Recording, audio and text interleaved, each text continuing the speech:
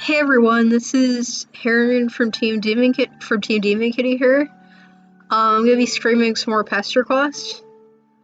I'm gonna finally do the alphas tonight, which will be really great. Doing my second favorite character in Homestuck, in case you couldn't tell by the title of this video.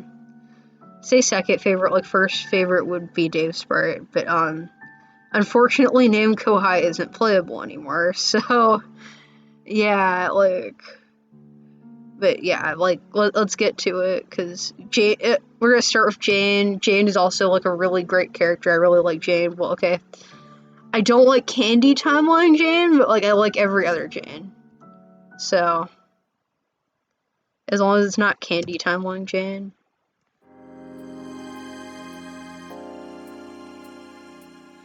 It's a beautiful moonlit night on Alternia. The sky is clear. A cool breeze is blowing, and even the unbearable screeching of the steel-furred bat cricket sounds a little sweeter than usual. And yeah, the steel-furred bat crickets. It's a little bit sweeter than usual, that. A moment of panic hangs in the air. Dave, are you okay? Hey! Oh god! What has she done? Dave! Please tell me that's just grub sauce. Please just be grub sauce. Please just be grub sauce. Please just be grub sauce. Carcat, stop being so melodramatic. It wasn't even me who did it.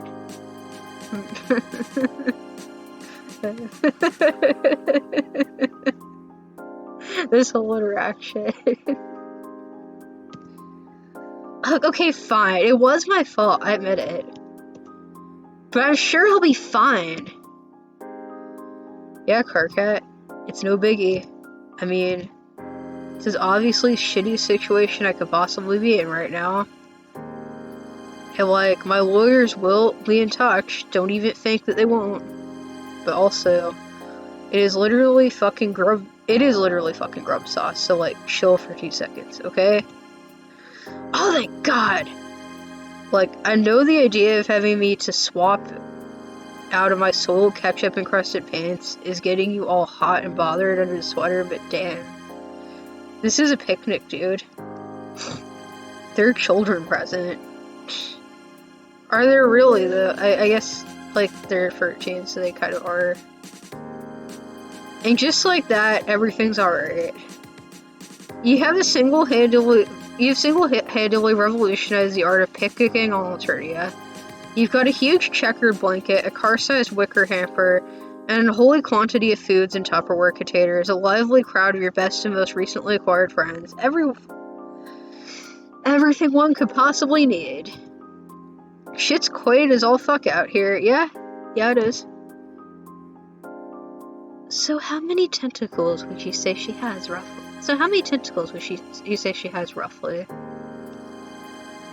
Let me see. It's okay. Take your time. My interest is, purely scientific. Yes, precisely. Thank you, Kanaya. This is part of my studies in the field of cryptozoology. It's hardly an exact science, but you can help make it exacter. Well, that's the problem. I really don't think there's a definite answer. She just has so many. Infinite tentacles. I mean, yeah, if you've seen the sprite for Peppery's Lucis in Homestuck, it has a ridiculous amount of tentacles that I don't think you'd ever be able to count. Oh my god, Kanaya's face. Fascinating. Everyone seems to be having a really great time. You're a pretty good picnic host, if you do say so yourself. You let yourself lie back down in the blanket and relax. Napita, could you please pass me one of those beautiful green pies, please? Oh sure, let me just... It's okay, I got this. Dude, step off. Wow. She didn't ask you for help. Everyone's getting along so well. Nepita's face is just it's a fucking mood. He's Nepita's face. Well, I didn't ask for your opinion on whether the mid-blood human female wanted my help or not. Oh my god, did you just seriously call her that? What is wrong with you? Guys? Humans don't even have different blood colors, you useless tool. Simply enjoying one another's company, that's one way to put it. Alright, that does it. I've had enough of this wishy-washy law-on-meal nonsense. And I've had enough of you. Oh, thanks, Nepeta. No problem. Eat shit and die. Well, why don't you make me? It will be my pleasure. Wait, what's going on over there? Oh no, dear God, no, not now. This is a disaster. You've got to find someone to stop this before everything you've worked for collapses under the weight of pointless, shitty boy drama. You don't have a moment to lose. What's better than this? Guys being allies? Oh, hi there, Gavesy. Don't mind you, you're just trying to stop a picnic emergency. Hey. Hold on, sister. Let's not be hasty. Right now, we're witnessing the birth of the greatest and, dare I say, most righteous miracle of them all. Gender motherfucking equality. Okay. Okay. And just like that, everything breaks apart. Oh, okay. You wake up alone. It's a cold, dark night on Alternia. The sky is overcast, a harsh wind is blowing. The only other sound to be heard is your own breathing. Panicked, shaky, you curl up a little tighter in your puddle of blankets in the corner. You try and think back to the wonderful dream you were having, but now it all seems ruined. You're only trying to take a short rest from fomenting revolutionary sentiment among your peers. And fixing all their problems, which as it turns out is a full-time job. You just wanted to indulge your imagination for a while and skip the part where everyone's happy already. And skip to the part where everyone's happy already. You wouldn't want to skip that part. There's nothing wrong with that, right? It all seems so real, so full of potential, like you could get in there in an instant if only you tried a little harder. But now it hits you like a cold, wet circus pie filled with cement. Your dream of hope was nothing more than that, with no basis in reality or accurate characterization. Some things are simply too good to be true, and your subconscious clearly knew that all along. It hurts, and you don't know whether to laugh, cry, or just get really, really angry about it. Yeah, I mean, just wanted to go on the picnic. You made some wonderful friends over the last few weeks, months. It's been such a hectic whirlwind of non-stop and mass melody. You're not even sure how long you've been going. You've achieved so much on your quest. You know that for a fact. But now, look here on this empty room filled with the ghosts of memories from a lifetime ago. You can't help but feel despondent. Maybe there are some things you won't ever be able to fix. Man, this blows. For some reason, your thoughts turn to John. He was conspicuously absent from your dream. It feels like you haven't seen him for ages. You miss him. Without really thinking about it, you pick yourself up. You've had enough of this horrible planet for now. Your friends here will be alright without you for a while, you tell yourself that a few times. Just to make sure you believe it. And then... sorry, I keep coughing. Zap. You materialize in a pleasantly familiar suburban neighborhood, standing in front of a pleasantly familiar house. It must be late fall by now. There are barely any leaves left on the trees, and there's a chill in the air. But your heart fills with warmth at the prospect of hanging out with your old friend John again. While your newer friends have all been fun to spend time with in their own ways, you can't help but feel a special kind of fondness for John, as any Homestuck reader does, I guess. It's not like you play favorites with your chums or anything, but maybe the fact that he was the first friend you met on your journey sets him apart from the others. Yeah? I mean, that's a pretty good reason for liking John. It's a pretty solid reason. It's nice to be back on Earth, too. You've missed being able to go out in the sunshine.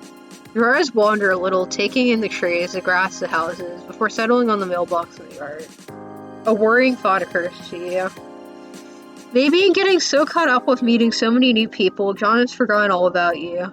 Surely your friendship wouldn't have been dismissed so quickly, but were you really all that close to begin with?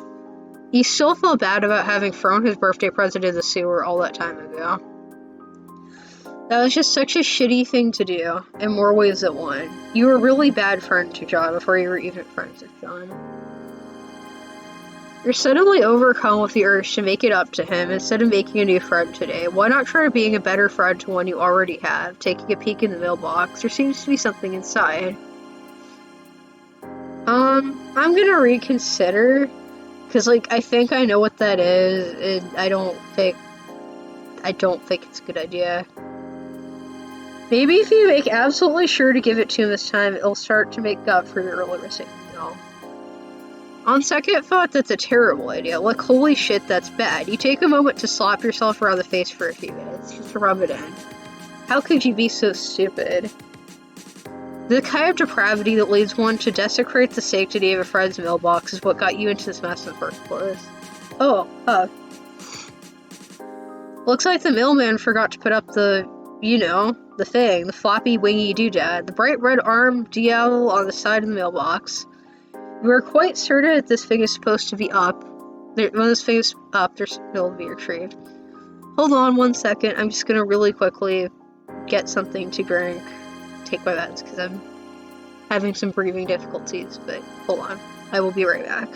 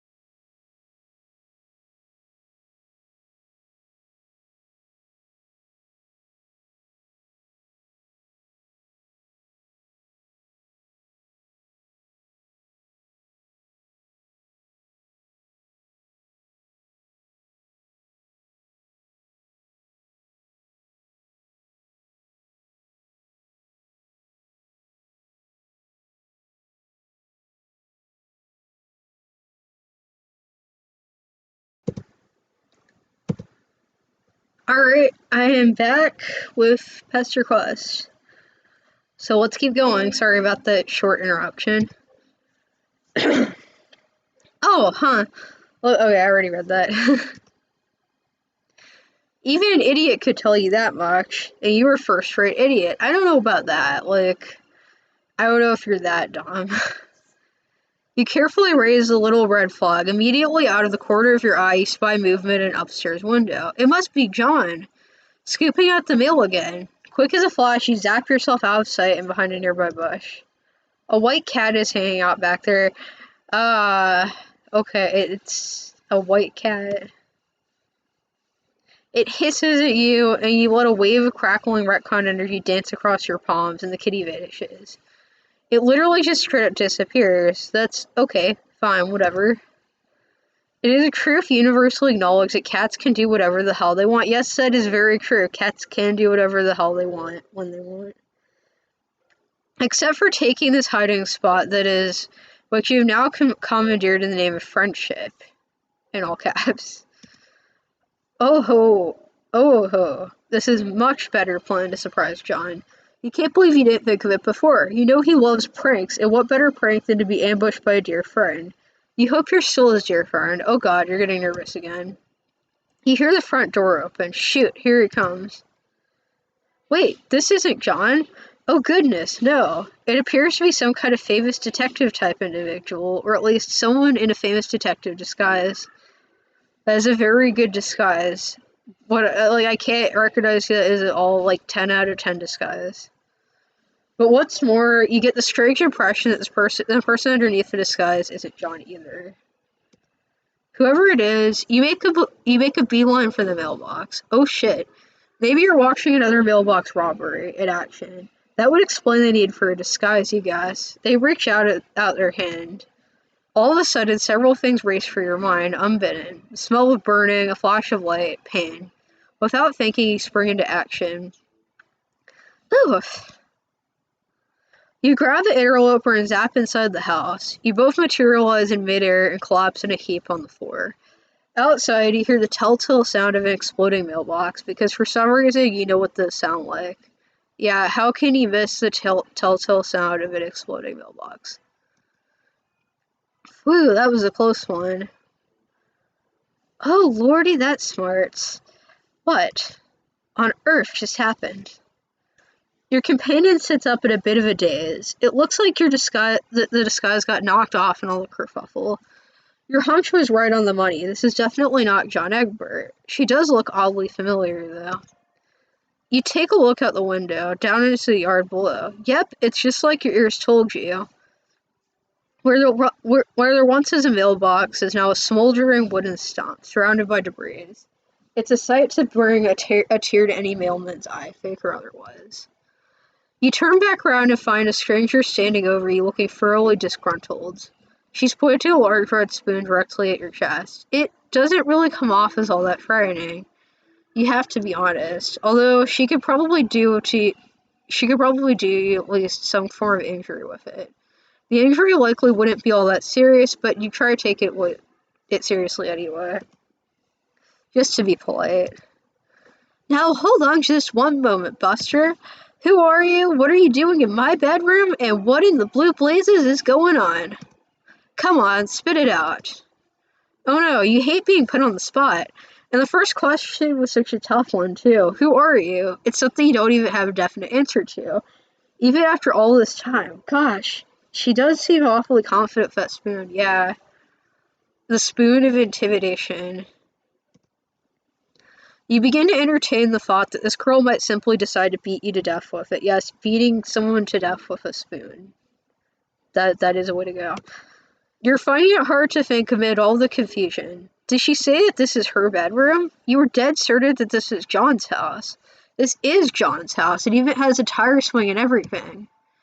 And this girl, who even is she? John's never mentioned having a sister or anything before, but looking around the room, it's obvious that she lives here, and there's no trace of any of John's things. Did he move house without telling you? That thought makes you so impossibly sad. Well, if you won't talk, I suppose I'll have to suss out the truth myself. She looks at you very carefully for a moment, before glancing over at one of the posters on the wall. It's a black and white picture of what looks like a daring group of detectives. They're drawn in a fairly minimal style, with round ovoid heads. Immediately, her face lines up in recognition. Oh, I see. Oh, mum's the word. She taps the side of her nose knowingly and winks, and you realize that she's trying to let you know that she knows something that you supposedly both know. But all you really know is that you have no idea what is going on. Yeah, it is. Yeah, I don't know what the fuck is going on. I'm assuming it's a Problem Sleuth reference, but I haven't really read that much of Problem Sleuth. I read a little bit of it, but not too much. So. Oh, you're very good. Pretending not to know what you know that I know that we both know? No, you're telling her you haven't got the foggiest clue what she's talking about. Knowing stuff? How could anyone possibly accuse you of such a thing? I've skipped one, sorry. Oh, keeping incognito is of utmost importance for problem sleuths like us. Always a pleasure to meet a fellow fan. She seems to be under the impression that you're some sort of cosplayer. Either that or an undercover agent of some sort. Oh, what the hell. You might as well roll with it. This will be easier than pretending to be a postal worker today, right? Yeah. Hold on a moment. I've got just the thing for a fellow gentle person of taste. She puts the spoon away for a moment, which is a relief, and then whips another copy of the poster and pen out of nowhere and signs it. You've never met or heard of this girl before. She's just straight up giving you her autograph. You take a look at the signature. The name reads Jane Crocker. Huh, you guess this girl's name is Jane then. She's just randomly autographing shit for people that just, like, magically showed up. Now that we've got that out of the way, nice though it is to make your acquaintance. That doesn't explain what you're doing in my house. Or come to think of it, how we even got here. Well, it's very simple, actually. Just a boring everyday example of an innocent bystander stepping in to save an unwitting team from a parcel bomb with their zappy hell treasure powers. Nothing weird at all. Yeah, it sounds like a normal day. It sounds like a pretty normal day right there. You zap around the room a bit by the way of demonstration, ending up back where you started. Transportalization technology. I knew various competitors of ours have been developing something like that for a while, but I had no idea they were already in the field doing field tests. I suppose it shouldn't surprise me. But a parcel bomb, you say? You gesture out the window at the sad obliterated remains of the mailbox. There is nothing anyone could do to save it, or its contents. Oh shoot, Jane was expecting an extremely important delivery, was she? The mailbox is dead, and, like, that is really sad, because, like, mailbox is the best character in Pesterquest. Like, the mailbox is such a good character, and now they're dead, and this is, like, tragic. This is, like, a horrible tragedy right here. This is, like, one of the worst tragedies ever. Like, this is sadder than any of the deaths in Homestuck. It's just, like, the mailbox. Well, actually, the mailbox also dies in Homestuck, so it's sad either way. It's a sad death. It's sad. Potential in the form of a significant birthday guest, or a copy of a mysterious computer game? You mean the Spurb Alpha? I'm not surprised you've heard of it. That isn't due for another week, though. Oh, well, that's a relief then. No harm done. I wouldn't go quite that far. Alpha notwithstanding, the fact remains that someone tried to blow me up. Okay, so no harm done. Gee, the nerve of some people. You cannot fathom who could possibly want to do such a thing.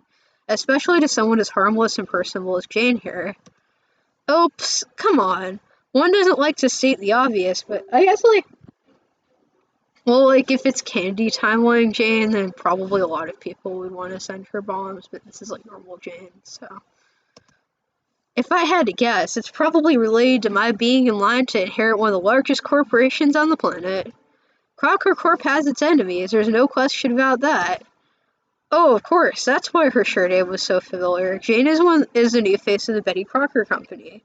You don't know what you expected, considering what's happened on our journey so far. You should have seen this sort of thing coming. Yeah, how could you not predict that you would meet the heiress to the Betty Crocker Empire, which is totally not a cover for something else? Yeah, how could you possibly not predict that? Speaking of which, you wonder aloud if anything like this has ever happened before. The only thing that can make this any more surprising is if Jane had been sent some similarly life-threatening cargo on any other previous occasion. Oh yes. Why, we got mailed something similar just last week, in fact. You try not to think too hard about the fact that Jane apparently fell for the exact same trick 2 weeks in a row. Father was out in the yard, about to take his car out back for a soak, when the blessed mailbox went up in smoke. It was quite the shock. Ever since then, he's been a bit antsy about me checking the mail myself, but today it arrived while he was out. Good thing, too. He would have thrown a fit if he'd known. I'm barely allowed out of the house as it is. I'm sure he means well, but it can come off as a bit overprotective sometimes.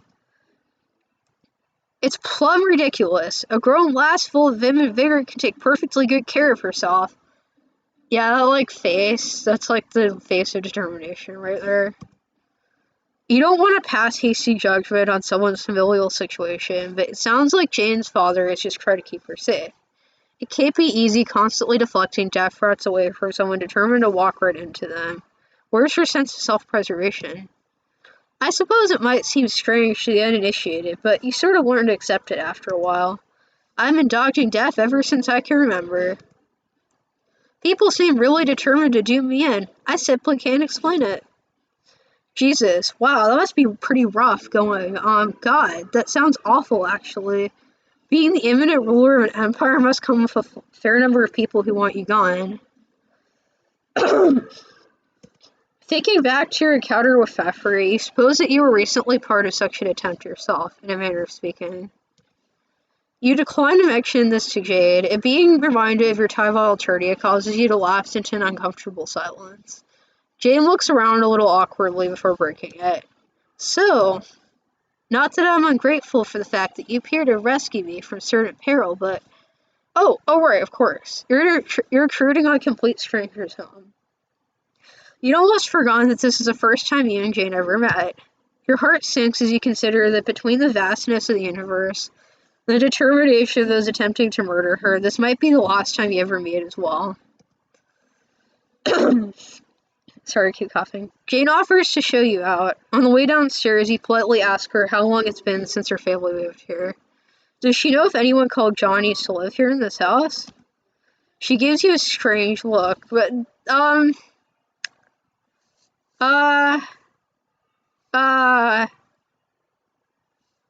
okay, did anyone that's a little awkward. She gives you a strange look before gesturing to it. Oh god, is that a corpse by the fireplace? You take a moment to process the fact that Jane has a stuffed human person mounted to a plinth in her living room. She says it's her pop-pop, which you guess means grandfather. It's kind of hard to parse some of the vocabulary Jade uses sometimes. Oh, just wait. You think Jade's vocabulary is wild, just fucking wait. Just fucking wait. Anyway, the guy's name was John, and you can't help but see a resemblance to your good friend Egbert. Yeah, it's a little awkward. It's like, hey, gonna go visit my friend, and you just, like, find him stuffed in, like, a living room, like, several years later in the future. That would be kind of fucked up, like... You've encountered enough coincidence by now to know that this must be him, somehow. You must have traveled forwards in time by accident, or some such. This is the only possible explanation. You try very hard not to have a whole mental breakdown about your apparently long-dead friend, but sadly not hard enough. However, at the sight of your various expressions of horror, shock, and confusion, Jane perks up considerably. Did you know my dear old Pop-Pop? You should have said something. He was a popular fellow, so I suppose only a matter of time before one of his friends from the performing heydays came to visit. That's right, Jane. Keep talking about him and your friendship in the past tense. This is totally helping you feel better. By the way, you mean to say, yes, Jane, you're absolutely right. You're an old, entertaining friend of her Pop-Pop's. You just so happen to be visiting the area in the middle of, circus tour season. That's technically... Everything except for the circus part is technically not wrong. I mean, like, technically befriending random people is a form of entertainment. Being an entertainer, I guess. You try not to be too insulted when Jane eats the lie up without a moment's hesitation. It's like a super excited, happy face there. Well, if one of old Pop-Pop Crocker's pals is here, I suppose I can't just turn you out on the street like some nobody. And Papa would never forgive me for giving a family friend the cold shoulder. You simply must stay a while longer, I insist. You cannot help but agree enthusiastically. And here you were faking that this volley was over before it really got started. Gee, this makes a nice change. You've grown accustomed to putting in a lot of hard work to score some hangout time with various people on your journey. But all it took to convince Jane was some pre-established connection with her apparently very wealthy relatives. It just goes to show you stuff. I'm afraid I haven't fulfilled my duties as host very well so far, but I'm determined to change that starting now. But, what to do? You've been playing the game of friendship long enough to find out a sense an important decision approaching. You take a quick inventory of Jane's important character details, even interests and personality traits. She seems to have a passion for the lost art of sleuthing and famous detectives of years past. Her imminent inheritance of a baking conglomerate and expert speed wielding likely indicate that she knows her way around a cake or two as well. Let's go solve a mystery. It's been bothering you for a while, but for someone who claims to follow the footsteps of a very gutsiest of gumshoes, gutsiest of gumshoes, Jane seems pretty unmotivated to find out who's been trying to murder her all of these years. Perhaps you should use the means at your disposal to finally put this mystery to rest once and for all. I mean, yeah, if someone's trying to murder you. You suggest to Jane that maybe you should try to discern who the parcel was sent by. By whom the parcel was sent by. What? Grammar, silly, it's very important. Oh, of course. You suppose you agree with that. After all, this is a text-based medium, and shoddy craftsmanship can only ever obscure information. Proper adherence to linguistic conventions is of the utmost importance, ensuring the conveyance of salient details in a timely and comprehensible manner.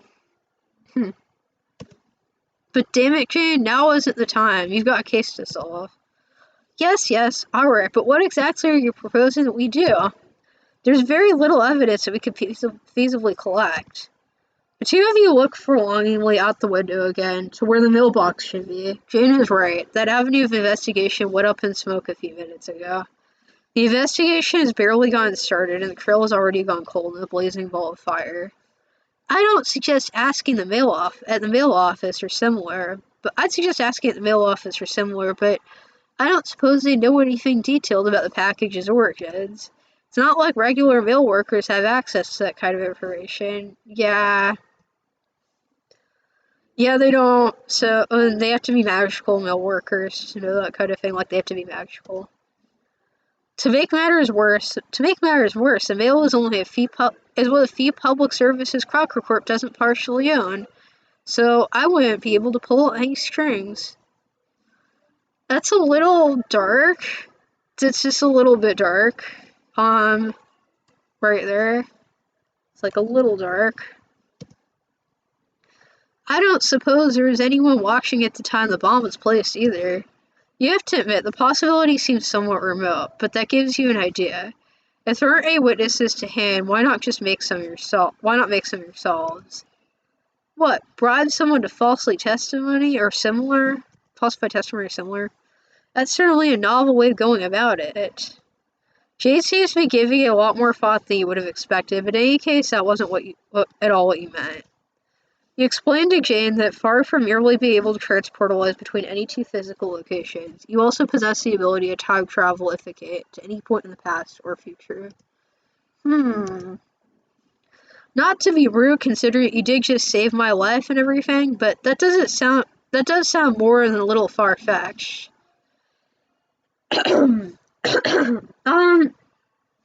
You have, like, teleportation powers and time travel seems far-fetched. I just realized how stupid that is. Like, I just realized, like, Jade, what are you doing? Like, that's in the comic, too. That's not just in Pesterquest. James seems pretty skeptical about this, but you honestly can't be bothered to work through all of her personal misgivings about belief and feasibility of time travel right now. You've been through this with a dozen people already. You decide to just take a more proactive approach. Seeing is believing, after all. You grab her wrist and zap back in time. Jane, meet past Jane. Jane, meet future Jane. You trust this will suffice as evidence? I don't... Alright, moving on. You purify next to the bush that you hid behind it earlier, and take refuge in it once again. A conveniently abandoned wristwatch on the ground nearby indicates that you've traveled an hour into the past. No sign of the white cat yet. The mailbox is there in all its beautiful, unexploded majesty, but stands as empty as of right now. This is perfect. All you have to do now is wait for the truth to come to you. See, Jane? Isn't this exciting? Jane? Texting Roxy. I tried your Roxy voice. 911, what's your emergency? Please note the misplaced apostrophes on shop signs do not constitute an emergency. And Lon, help! I'm stuck in the past. Wow, yes. What was it that tipped you off? Was it the fact that nobody else talks like it's the 1920s? What? No. I mean this entirely literally. I'm quite literally stuck in the past in a temporal sense. Oh, OMG, wait, really? Who told you that? I bet it was it TT? I bet it was TT. Yoinking my thunder. GDI, Strider. No, you're not listening to me. I have been transported back in time by a mysterious entity who recently saved my life from yet another ridiculous assassination attempt. Oh, okay. Damn, false alarm, IG. Wait, GCat can time travel now? No, this is a different mysterious entity. They don't seem related to Godcat as far as I can tell. They rescued me from a parcel bomb in the mailbox a short while ago, and have since taken it upon themselves to help me find out who was responsible. They're remarkably enthusiastic about the issue, almost as if it were their civic duty somehow. So a number of mysterious abilities, intimate knowledge of mail safety, and a compulsion to aid random citizens. Are you sure this person isn't just your mailman, Janie? I mean, who knows what kinds of magic those little guys can pull off. The only people believing you're a mailman are, like, John and then, like, the person that's drunk.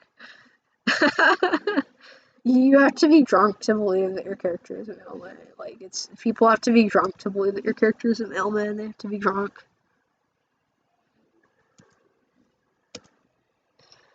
Anyway, the point is, we're now an hour into the past from our perspective, waiting for the perpetrator to place a bomb that not 5 minutes ago threatened to blow me to Kingdom Come.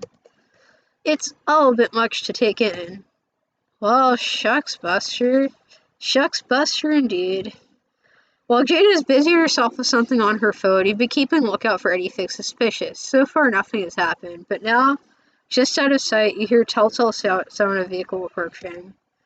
You quickly, gently elbow Jane in the ribs to get her attention. The two of you peek your hands tentatively out of the bush. You watch as an unassuming van pulls up outside of the house. You keep watching as an unremarkable person gets out and carries a small pile of mail over to the mailbox. Totally unsuspiciously. From a distance, you can't really make out anything about them at all. This isn't nearly as helpful or informative as you had hoped. This is no good. We can't see anything at all from way over here. I think we might have to resort to one of the more advanced tactics in every detective's arsenal. I propose that we accost this delivery worker, tie them up, and then scrupulously interrogate them for any information they might have. That, like, she's really eager to do that. You guess that could work? James seems unremarkably concerned with the ethical qualms inherent in assaulting a public servant, and at some point you would have found this extremely alarming, but after a few months in Alternia, you were so accustomed to this kind of thing that the thought of actually disagreeing doesn't even occur to you. Yeah. I mean, compared to, like, Alternia and stuff, this is pretty much nothing. Honestly, this is, like, nothing. Jane gets into position to lead the charge. You reach your hand into terror and reality, rummage around for a moment and retrieve a long length of rope from somewhere in Terezi's hive. Hopefully she won't miss it. You mutter a quick prayer of apology to the guardian deities and mail workers everywhere, and then... Now! That face.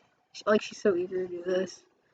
She just, like, this is her dream. She's always wanted to, like, ambush a mail person and, like, tie them up and interrogate them. This is her dream in life. The two of you leap from your hiding spot and tackle the helpless stranger just as they're about to climb back into the van. Have at you! Jane is brandishing her trusty spoon as frighteningly as any sword. The poor defenseless postman is taken completely by surprise and topples to the ground. You quickly tie their arms and legs, and then zap! All three of you back out of sight behind the bushes again. Then Jane sets to work. She fixes your captain with a cast iron stare, and with ruthless efficiency begins to rattle off a relentless stream of obscure and insightful questions. Her tongue is like a whip, beating her query into submission. You watch in silent horror as she verbally dismantles this unfortunate soul, piece by fearless piece. It's like watching a dozen interrogation scenes for a dozen gritty crime dramas and noir detective flicks all at once. She pretends to smoke an invisible cigar at one point, seemingly without noticing it all. Yeah, the invisible cigar. The invisible cigar is like the only kind of cigar that doesn't give you cancer because it's invisible. You don't even have words for what she does with the spoon. Oh, okay. When Jade finally pauses to catch her breath, the nameless and faceless courier manages to choke out a few words and spill the beans. It is a scant few beans, but you are sorry to say. They say that they don't know much. Hell, with the dame roughing them up like that, they can't even remember their own name. But they do remember the mysterious package marked "Handled with Care," addressed to the Crocker residence. They say that they remember thinking that there is nowhere else the package could have been headed. With a sure name like that, it was only fitting. You know, with a big red spoon on the side of the box and everything. Well, Jane doesn't say anything else, just stands up and unties the prisoner. They're free to go. You flash them a look which you hope says something like, "I'm sorry for helping this distressed teenager tie you up in order to satisfy her curiosity. And I appreciate your ongoing public service, but you've never been great at nonverbal communication." A notification rings out from Jane's phone. Perhaps chatting to a friend in this trying time will offer her some comfort. You wander over a short distance away, allowing Jane some space to process what's happened. You've learned the hard way that privacy is a fundamental right that should always be respected. Yeah, you don't want to just watch people talk. How goes the investigation? Did you find a retail worker or something yet? OMG, GD, you did, didn't you? GDI, we've talked about this. Jane, are you okay? No? I can't believe that I'm typing this. The company, my company, it appears that they were the ones who sent the bomb. Okay, you were right about them, I suppose. You're being serious right now? You're not, like, pranking me super hard for the magalules? No, of course not. I'm hardly in joking mood. Jade, this is great. What? You finally pulled through. The battle rush had the wool over your eyes, but by no more. I'm so happy. What? No, this is awful. Oh, right, of course. I mean, it was that. Her, will you please just stop talking for a second? I can't think with all your endless ruddy-faced blithering all the time. I nearly died for the umpteenth time this morning, but survived only to have my entire worldview start to collapse before my eyes, by way of some mysterious time travel magic. Geez Louise, this is easy for you. In fact, there must be Christmas and birthday come early for all three of you. You finally got what you wanted, which was to prove me wrong. Your insane collective conspiracy about my entire life being part of some evil plot looks like it might just hold water after all. Congratulations. Go on, say you told me so.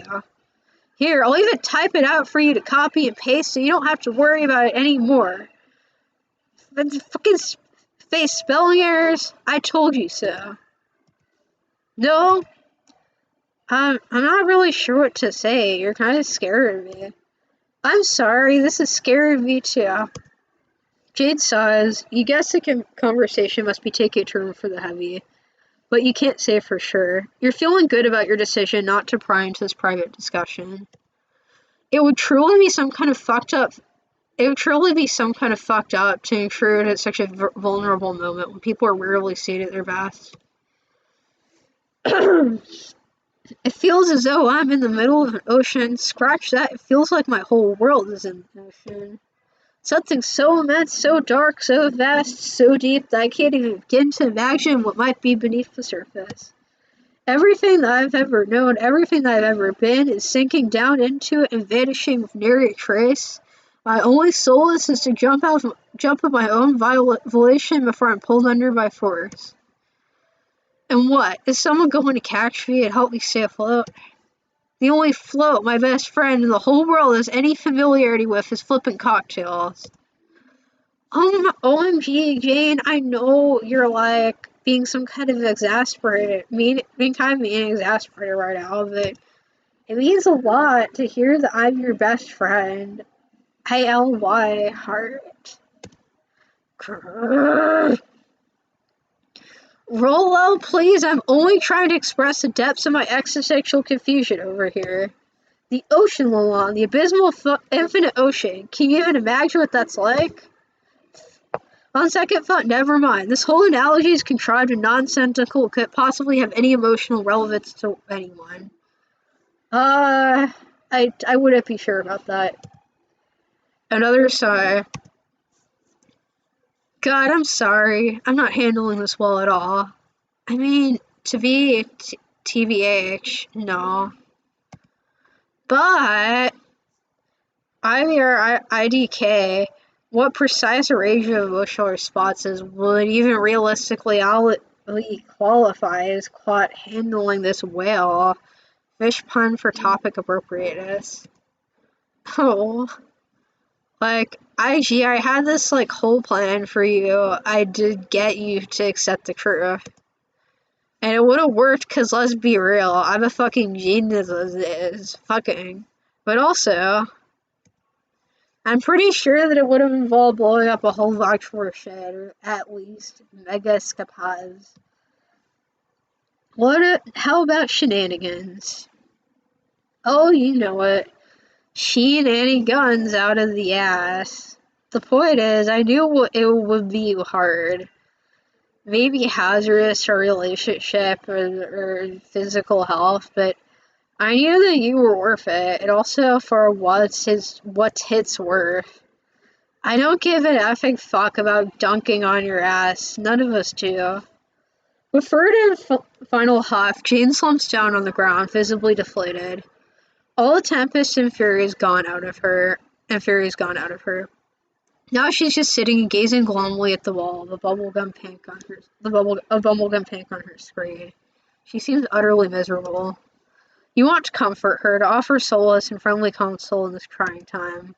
There comes a moment in every teen's upbringing where she realizes that the globe-spanning multi-billion-dollar corporation, which is her birthright, has also been responsible for some pretty shady and heinous nonsense, including multiple attempts on her own life. It's just part of growing up. But somehow, you just can't find the words, and maybe it's not your place to comment anyway. Before you can think of something to say, Jane shakes her head and starts typing again. Alright, that's enough sitting around feeling all forlorn. I'm feeling pretty okay, actually. No, me. I'm talking about myself. This new reality is one that I simply have to accept whether I like it or not, and it's no good being glum about it, especially not if it leads to me mistreat my nearest and dearest. So I'm not going to be the leader of a worldwide megacorporation. Big deal. There are better things to be applying my savvy towards. The friends who have my back, for instance. OMG, Janie, I'm loving this new enthusiasm. I understand I've been remiss in my duties as of late, but that ends now. Where once I had a duty to my heritage, now I have a duty to all those who care about me. The call of leadership comes from elsewhere. OMG, yes, these words you're typing, meaningful and full of poignancy.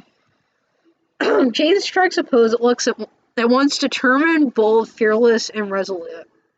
And all while still typing furiously away on her mobile. It just goes to show how hard she must have trained for a moment like this. That's a very determined face, yes.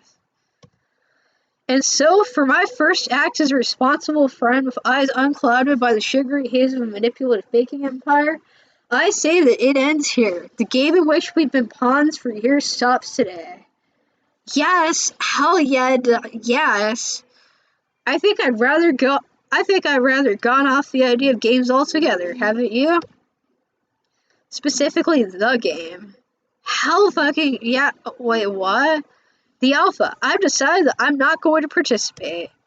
It's a Crocker Corp product, and it's clearly part of some grand evil scheme or another. I'd be positively suicidal to consider playing it at this point. Well, yes, but what? There's no doubt in my mind about it. Furthermore, as your friend and as one who recently reminded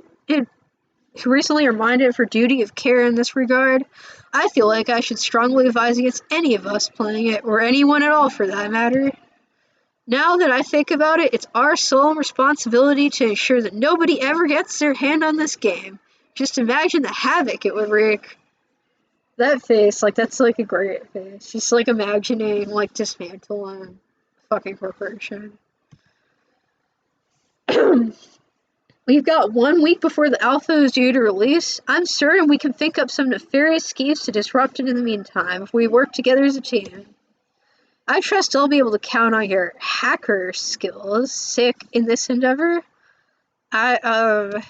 Sure, completely accidental lack of excitement. My 6 skills are yours to command.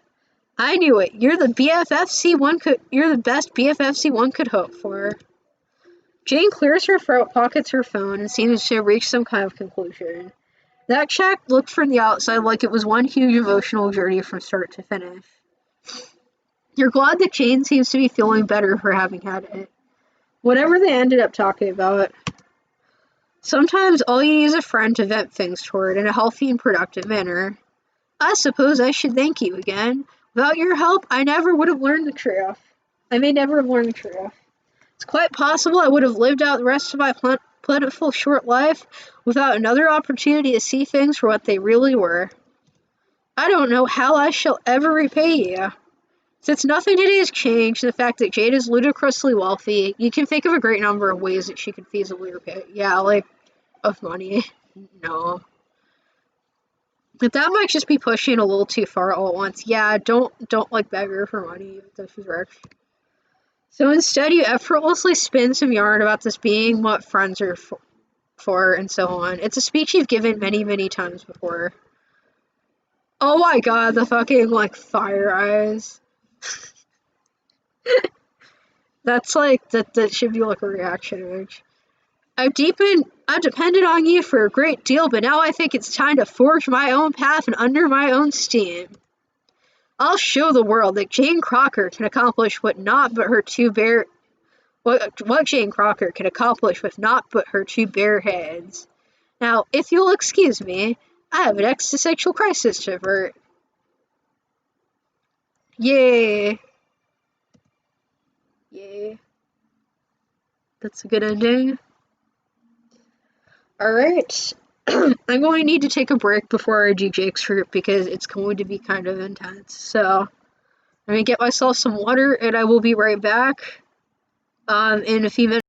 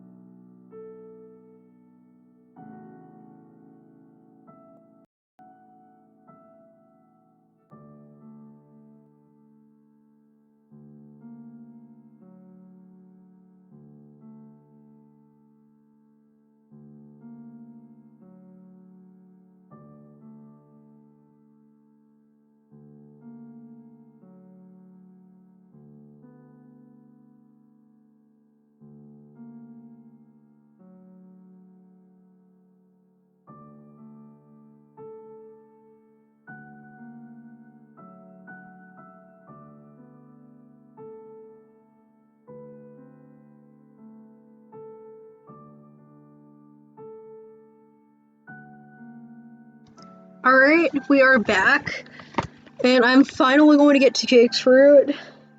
It's going to be pretty good, because Jake is amazing, as the video the title suggests. Like, absolutely love Jake. Not in, like, a first sense, but, like, in a, I think he's a really cool character, and, like, he's one of my favorites, and he's, like, he's too good for this world kind of sense. I mean, he has character flaws, so he's not, like, actually 100% perfect, but, like, you get the idea.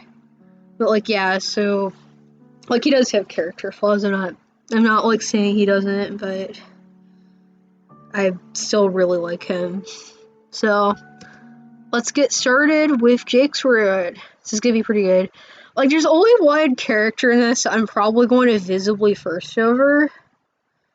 And, like, it will be, like, I intend to, like, go all out with that. There's, like, only one, that I will actually first over. It won't, like, it may come as, like, a shock to some people, but yeah. All you wanted to do was make a new friend, and now you're running like hell from a giant white creature with two heads, each sporting a single garish eye. Kind of like a cyclops, except with two of the one-faced eyes, one-eyed faces, so you guess it's a duiclops? Duclops? A duclops. It is a duclops. Whatever it is, it's angry as hell and chasing you for a tangled jungle. You leap over the stand of ferns and duck under one of those big woody vines jungles always have. Yeah, jungles always have this. After befriending Jane, you ask her for the names of some of her friends. Not too many details. You made that mistake with Solux, just a little tantalizing friendship, amused brochet, to get you started. Specifically, you were interested in the friend that needed her help daily. Now that sounded like fertile ground for a relationship. You kind of regret bringing it up, though, because Jane got very flustered telling you about Jake. It's clear that her friendship with this guy is a topic of some emotional turmoil. Yeah, it is. Well, who better to help sort it out than you? Everyone's friend. I don't think I'm solving this, buddy. I just don't think I am. That's something I don't think I can solve. But instead of friendship, you've been greeted by a number of ferocious white monsters. I don't know, like, some of them might be friendly. Some of them might be. Your garbled brain offers up that you probably pissed off its kids, Lucis, except this is Earth. Between different planets, different universes, and the best of timelines in your memory, you're having a hard time figuring it out. You trip over a big tree root and land smack on your face in the dirt. You choke on decaying plant matter, clawing at your throat, and roll over onto your back, just in time to see the Duclops about to bring down one huge foot right on your vulnerable body.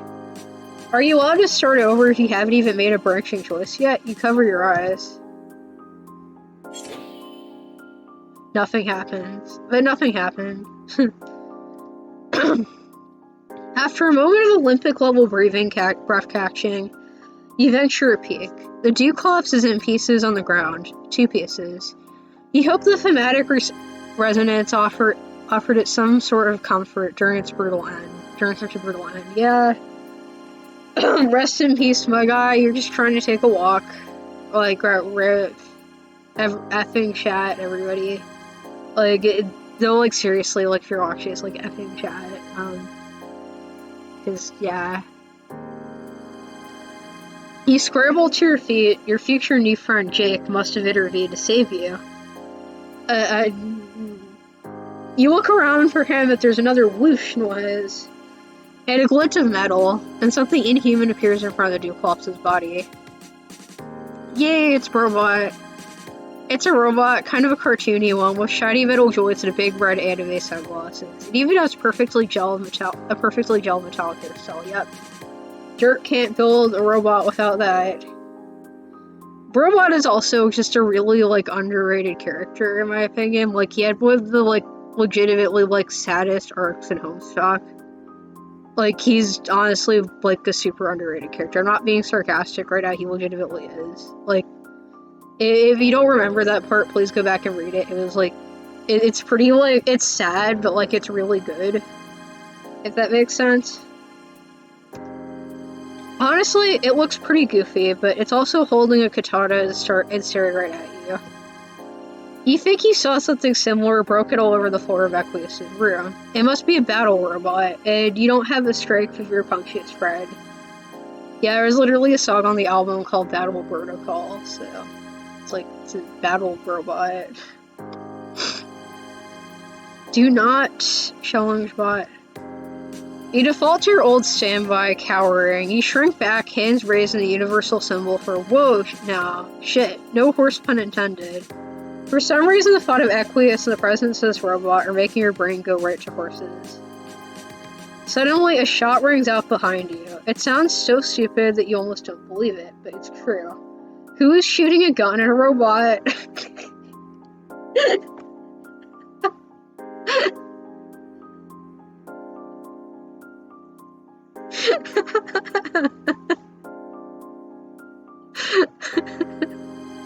Sees a robot, pulls out a gun. Like, out of context, this is fucking hilarious. The robot makes a little reverse startup noise and raises its katana into a ready stance. A blur of green and Nike charges out of the jungle and tackles the robot full in the stomach. It doesn't fall to the ground. Instead, it puts the kid, a human, you can now see, so probably this Jake guy, into a headlock. He struggles, lashing at it with his elbows and kicking at its ankles. The robot proceeds to beat the kid up. There's no reason to describe it in detail. It's unpleasant to watch. It makes you feel really bad. You didn't even know there could be a polar opposite of Equius, but this kid is it. The robot is super effective against him. Yeah, Jake isn't really the best fighter. He isn't really. They had to make him like really underpowered because if they made him like actually competent in battle, he would be really OP. It would pretty much break reality. Like, they kind of had to make him, like, not very strong. You have to stop it, but there's too much action for you to even get close. Even if you could reach Jake, there's no way you could zap him out here without bringing the battle bot with you. Except, things have been weird lately. The accepted rules of your power no longer seem so inviolable. Maybe you can just do it?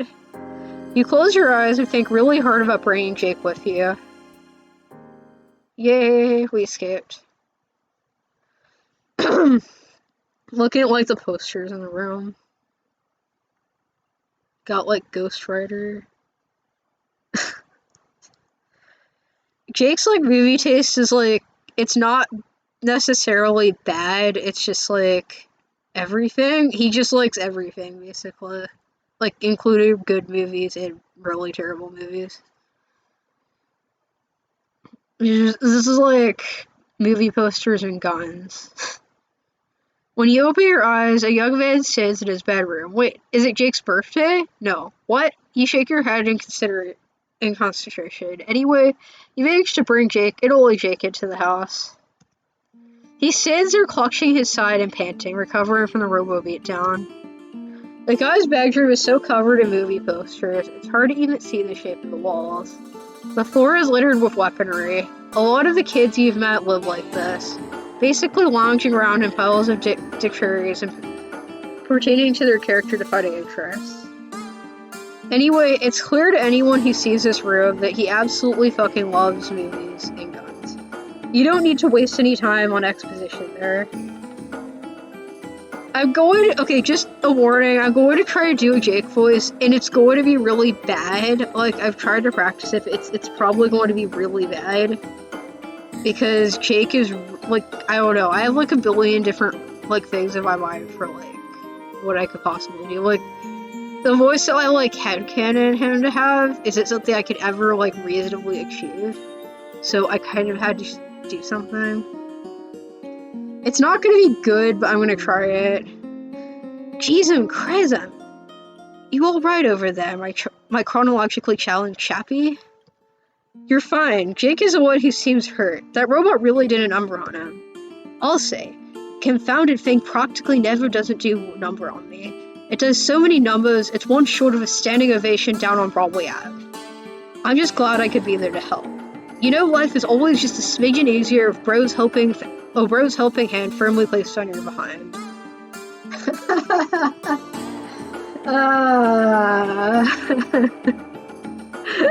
Oh my god.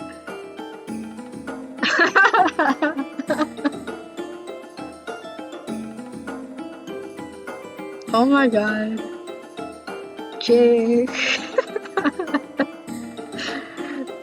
Oh my god. If a friend behind you is what I meant to say.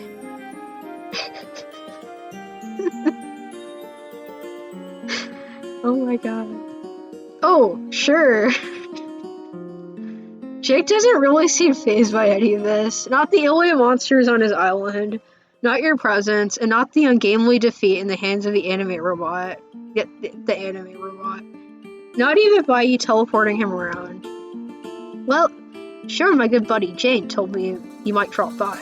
And honestly, I've been chomping at the proverbial bit to meet you, old fellow, my lad. I'm sure Janie showed you a good time as she's a stand-up host and a top-notch friend now. An absolute wonder wench and no doubt about it. But gosh, I just been so gung-ho to show a brand new personage around the old digs. Get it? I live in a ruined temple, so it's literally digs.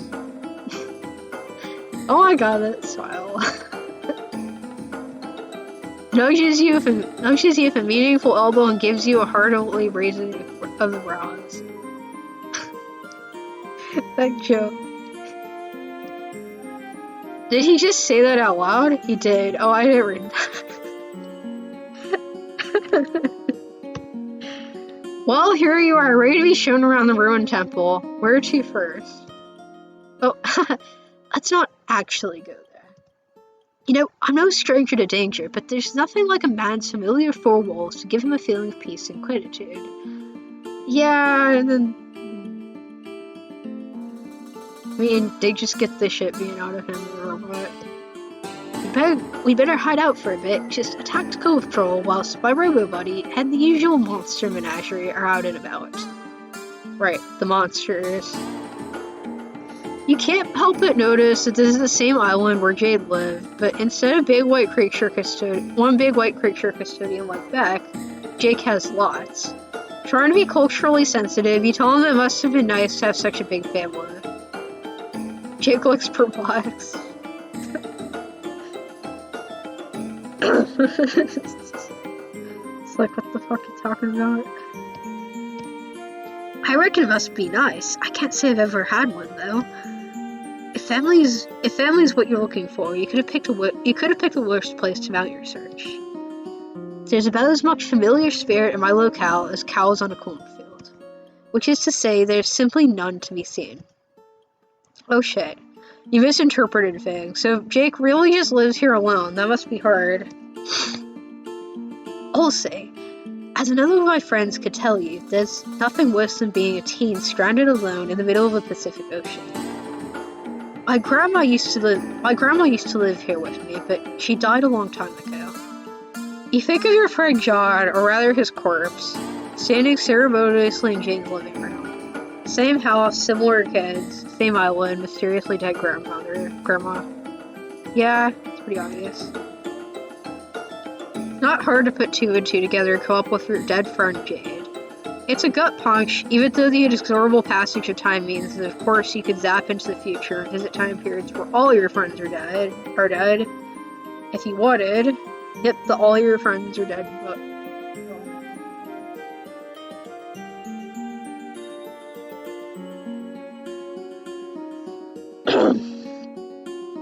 Honestly though, like, it's kind of fucked up that Jake just, like, is alone there. Like, it's kind of fucked up.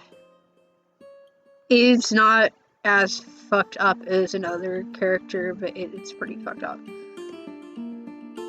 I guess that's kind of what you did to your old friends by skipping forward to so many years on Eternia.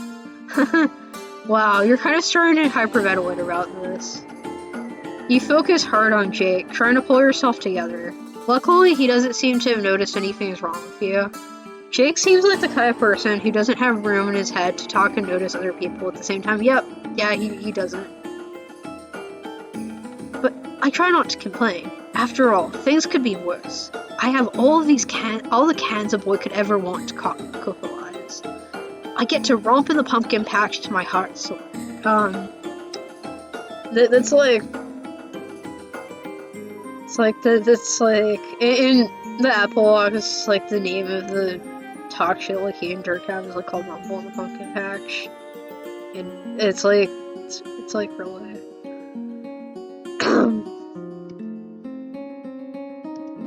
Plus, this island is a perfect setting for one of the coolest things in the world. That's right. Adventure! Oh my god. Oh my god, like... Oh my god. Like the sparkle eyes. Oh my god. Oh my god. Like, Jake is just like... He just like deserves so much better.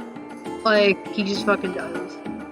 Like, and that like goes for like in this, and also just like in the comic in general. He like deserves better. The thrill of discovery, the frenzy of battle. Oh my god. It's the most fulfilling diversion of them all. Yeah, it kind of is. Why, no boy with a sound disposition could feel sad about his perpetual isolation and the deadness attribute of his family members, when the whole dark and teeming jungle is available for this dauntless exploration. I mean, yeah, it's one way to deal with it. That is a way to deal with it. Included, it'd be a shame if someone was isolated and they did not have that. I'm coughing on purpose this time. I haven't been coughing a lot of these videos, but like, that was a purposeful cough. Is that really what he thinks? You can't help but remember that 30 seconds ago, Jake said he didn't want to go out into the ruins. You're no problem, Sleuth, but Jake's room looks pretty lived in. Not to mention the quantity of movie consumption suggested by his decor. You're about to respond, and then there's a horrendous clatter from down below. Jake freezes, a small animal caught in the headlights. You suspect the headlights are the red anime glasses variety. Like, yeah, he's looking scared. Oh, thoughtless. The Metal Maverick makes his return. Listen. You look like a Rome customer with primo getaway sticks. Fleeing is probably the best option here. You don't get it. The last guy you knew, who made a habit of consorting with BattleBots, always bested them handily. Why would Jake make something he couldn't beat? Well, jumping jaws fit. I'm touched by your high opinion of my robotics know-how. No, I didn't make the robot. My best buddy did. He's a genuine whiz with tech of all kinds, and a real thoughtful guy, even though sometimes I wish he'd just apply a bit of that brain box to helping me out just a touch more. He couldn't be here himself because of the physical limitations of time and space, so he sent the robot to train me. It's really nice if you think about it. I mean, at first I thought it was just somewhat overbearing and unnecessary, but after Dick explained it to me, I got it was his way of being nice. His best friend sounds, I mean, like, he actually was trying to be nice, and, like, the robot does protect Jake, so, I mean, there's a reason. There's a reason.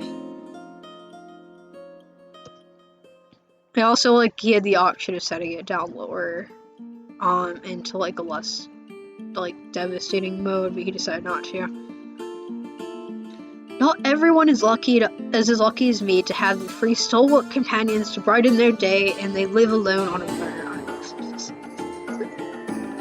He's like so cheerful, like, oh my god, like, he's just like too good for this world. When you think about it, I'm just about the luckiest gent who ever was stranded on the Pacific with a passel of ferocious monsters and a killer robot. You guess someone could say that if that someone was Jake. Yeah, someone could say that if that someone was Jake, and that someone is Jake that is currently saying it. Another harsh sound from below reminds you of the urgency of the situation. You could easily teleport the two of you out of here, but, well, the creepy biotech's chittering noise of drones still echoes in your memories. You've had some bad experiences trying to escape a killer robot with its eyes set on a friend. Escape via teleportation seems like a temporary solution at best. Sooner or later, Jake's probably going to have to face the robot. Is there someone the two of you acting together can take it down? You don't understand. It learns from your actions. Anytime I've started to get the jump on that down-burned chrome-ass sucker, it just turned around and given itself for a thorough school feeding on the topic of kicking my sweet baby. If we fight it together, it'll just learn how to fight two people. And then when you leave me all by my lonesome, I'll be up Shit's Creek with nary a paddle to be found. It's like that robot is in The Incredibles. Except instead of being an absolutely fantastic book of cinematic art, it's my real life. Jesus crazy. Jake's friend is among the worst gift givers you've ever seen. I don't know if that's technically true at all, but yeah. There's just one thing we can do if a hastier trait isn't what tickles your biscuit. If we could find a way to turn on novice mode, it'll be easier to deal with. I usually don't do it, but I'd hate to subject a guest to the violent vicissitudes of a robotic rascal. I just can't remember how it's done. Oh, okay, so at least his friend included easy mode. You were sorry to think this guy was one of those gamers who thought easy mode's cheaping the experience. He is. I will say that it's like Owl and Dirk, like Owl, who's the other person that streams with me, and Dirk, are very, they both have the same mentality about games. Which is, it's a good mentality in some ways, not others, I guess. It's a preference, sort of. But if he designed the thing with a novice mode, maybe he can remind Jake how to trigger it. Well, I have to admit, you really put your achromic digit right on the crux of the matter there, Amigo. Strider is a bang-up bro, and I won't utter a word against him, but he doesn't really like to help. I imagine he'll think it's my fault for forgetting in the first place, and he'll probably won't want to give me an answer because then I won't learn the lesson that I shouldn't be so forgetful. Wow, okay, you're starting to form some tentative opinions about this Strider guy. That said, buddy-o, I think you stumbled into quite the slick solution to our woes. There's no shame in a brave adventurer asking for help when he's well and truly fucked. I mean, that's true. That's absolutely true. Maybe we can find someone willing to offer us their casa as a temporary abode? Oh, sure, you could do that. Maybe Jake can message Jane. Although, now that you think about it, given how Jane talked about Jake when you were there, it seems cruel to spring something like this on her with so little lead time to prepare herself. You don't want to fluster her too badly. You quickly backpedal, telling Jake that Jane seemed too busy when you were there last. Is there anyone else? Well, Roxy's probably Zozzled by now. Zozzled, pie-eyed on a toot, tying one on, deep in the gibble water. 3 sheets to the cold North Star. Oh, wait, she's drunk. Bingo was his name-o. Oh my god. So this is a common thing. If she's Jake's age, you don't want to make any assumptions, but that sounds, well, concerning. And also familiar. You remember what feels like a long time ago now, helping a girl symbolically trash her mother's liquor collection. Of course, alcoholism isn't that rare, but still, you're starting to feel like there's something strange about all of these convergent circumstances. Anyway, is Jake sure his friend is okay? Oh no, it's nothing like that. Roxy's just a fun and wacky gal. She dabbles in the devil's drink, but she always seems to be having such a good time. I wouldn't want to make any unfair assumptions about it. Somehow this feels to make you feel better. I guess asking Strider for help is our only option. I just know he's going to be a complete pain in the Kaiser about it. I'll have to butter him up like a morning muffin. Are you any good at manners and of persuasion? Yikes. You want to understand where this kid is coming from, but you're reaching your limits here. Is that really all the friendships Jake has? If so, that is bleak. There's clearly some kind of feelings based framework on the horizon for him and Jane. His friend Roxy is obviously having a crisis that Jake pretends not to see. Yeah, he just kind of ignores it, which isn't the best. Okay, Jake does have flaws. He's not, like, perfect, but he's also, like, kind of a cinnamon roll and, like, too good for this world at the same time. It's possible. People can be both. His friendship with Strider has more red flags than the People's Republic of China.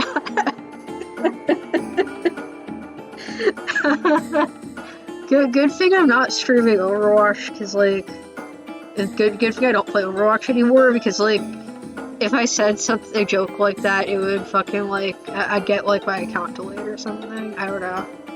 Like, yeah, it's, like, can't like, reference China negatively.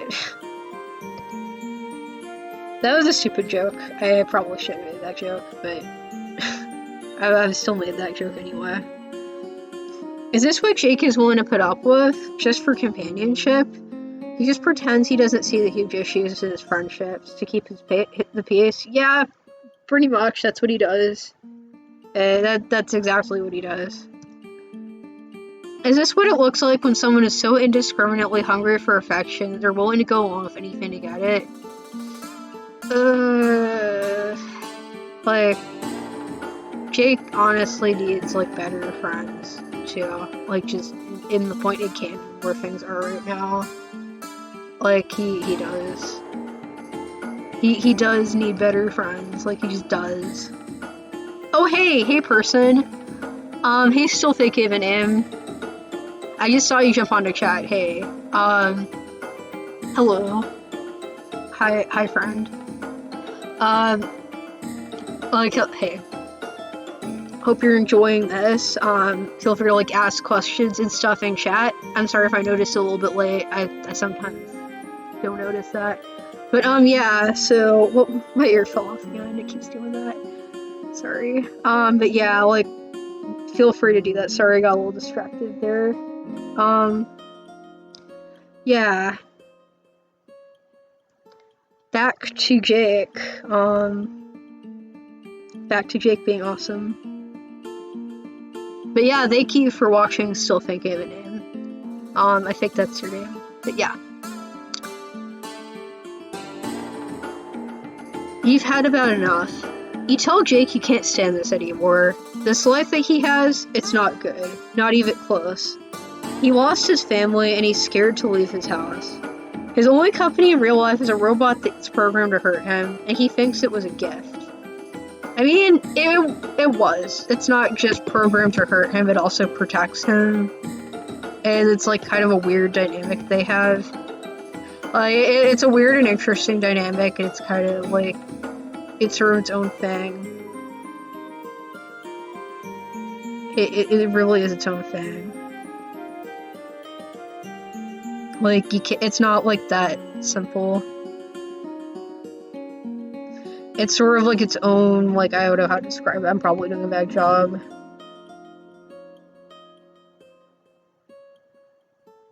Like, I'm probably not describing the best. Anyway, I'm gonna keep going. Probably. Yeah. He seems unwilling to face the glaring flaws in his closest relationships. Yeah, that's Jake. That is Jake. That is definitely Jake. And all of this might be hard and sad, but it can't be helping Jake to be so deep in denial about it. He just can't. He can't just cover up. He can't just cover this all up with cavalier optimism. There's no way that's the best way for him to live. Yeah, like, that's kind of Jake's problem. Again, that's his problem. And, like, he's a cinnamon roll, but, like, he's also, like, too much of one, kind of, if that makes sense. Like, he just tries to, like, see the good in everything, even when, like, he kind of shouldn't. You understand it must be scary when there seem to be structural flaws in every one of Jake's support pillars, but addressing them is the only way anything can get better. Yeah, pretty much. Because this hiding out in his room, all alone, and just pretending he has the support he needs is not sustainable. You don't say this part, but if he keeps going along with what other people want him to be, you're scared for what's going to happen to him as he grows up. Sorry, I'm coughing again. That can't lead anywhere good. Yeah, that can't lead anywhere good. That really can't. Oh, sorry. Look. Yeah, like, it can't. Yeah, that leads to candy time logic, pretty much. That's basically candy time logic. After you're right, Jake stares at you, aghast. You start to feel bad. Yes, he probably needed to hear those things, but you could have guided him more gently. You're usually an expert at encouraging people slowly towards emotional growth, but this kid really got under your skin. Which is fair, because, again, those are all, like, valid points about Jake. Honestly, even though I like him. But then Jake's face crumples. You're absolutely right. Oh, I am lying to myself. I mannequin the image of myself as some brave adventurer, but I don't go out in the ruins unless I have to. And I suppose on some level I have suspected that things with Jane and Roxy and Doug weren't exactly Jake. Wait, what? Oh, it's like a word that means good. It's just plain English. Jake English. Oh my god, that joke. I mean, if anyone's confused, it's like because his last name is English. And he just made like a joke about that. Like, that's a joke in case anyone doesn't get it. Anyway, I guess I didn't realize how serious it was or how much I was really ignoring. Gee fucking willikers, it's not easy to hear that all of this came across loud and clear to a complete stranger. That really makes me feel low. But I guess for a truly brave gentleman, the only thing to do is to try to do better from here on out. It's scary, but I do want to be the kind of person who's honest and forthright, a real hero. Please do, Jake. Please. Like, honestly, Jake needs that kind of character growth in, like, the comic. He fucking needs that. Like, he needs it. Like, I want him to get that so badly, and, like, he deserves to, like, have, like, he deserves to, like, work for his shit. He really does. Like, he does. If I'm not doing that, then I need to figure out how to do that. Holy smokes, you really opened my eyes, MX Mystery Friend. You've really got a knack for spotting problems. Do you think you could stick around and help me do better? It's like asking the sun if it minds shining, helping people confront their buried issues and come out of their exchange for the better. Why, that's the very thing you desperately latched onto to give your life some kind of purpose. But something about this feels off. Was your rant really all it took to turn things around for Jake? Did you really just fix him? It doesn't seem right. Definitely not good pacing anyway. Jake is looking at you with big green puppy eyes. Aw.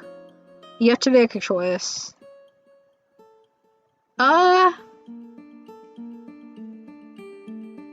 Okay, like, just like quickly for like the one person, for like whoever's in chat, I'm gonna ask like what you want me to do here. I'm gonna give you the option because I actually know where both of these endings go. I remember it very clearly, but like I remember it clearly which ending is which and like what ending we're gonna get for which option, but like I want to know like which one you want to pick because both of them are interesting, and I like it's honestly like I could go either way. And I'll go back and, like, do the, if we get the bad ending, because one of these is a bad ending, but, like, it's an interesting bad ending. So, if you want me to, we can go do the bad ending first, because the bad ending is interesting, and it shows, like, a really interesting, like, interaction with another character.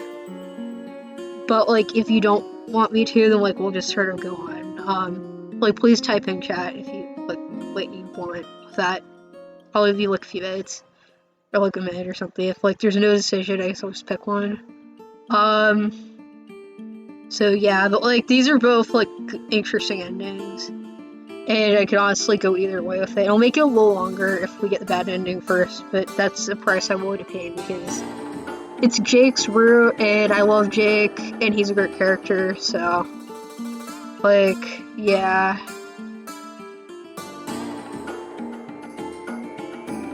Yeah.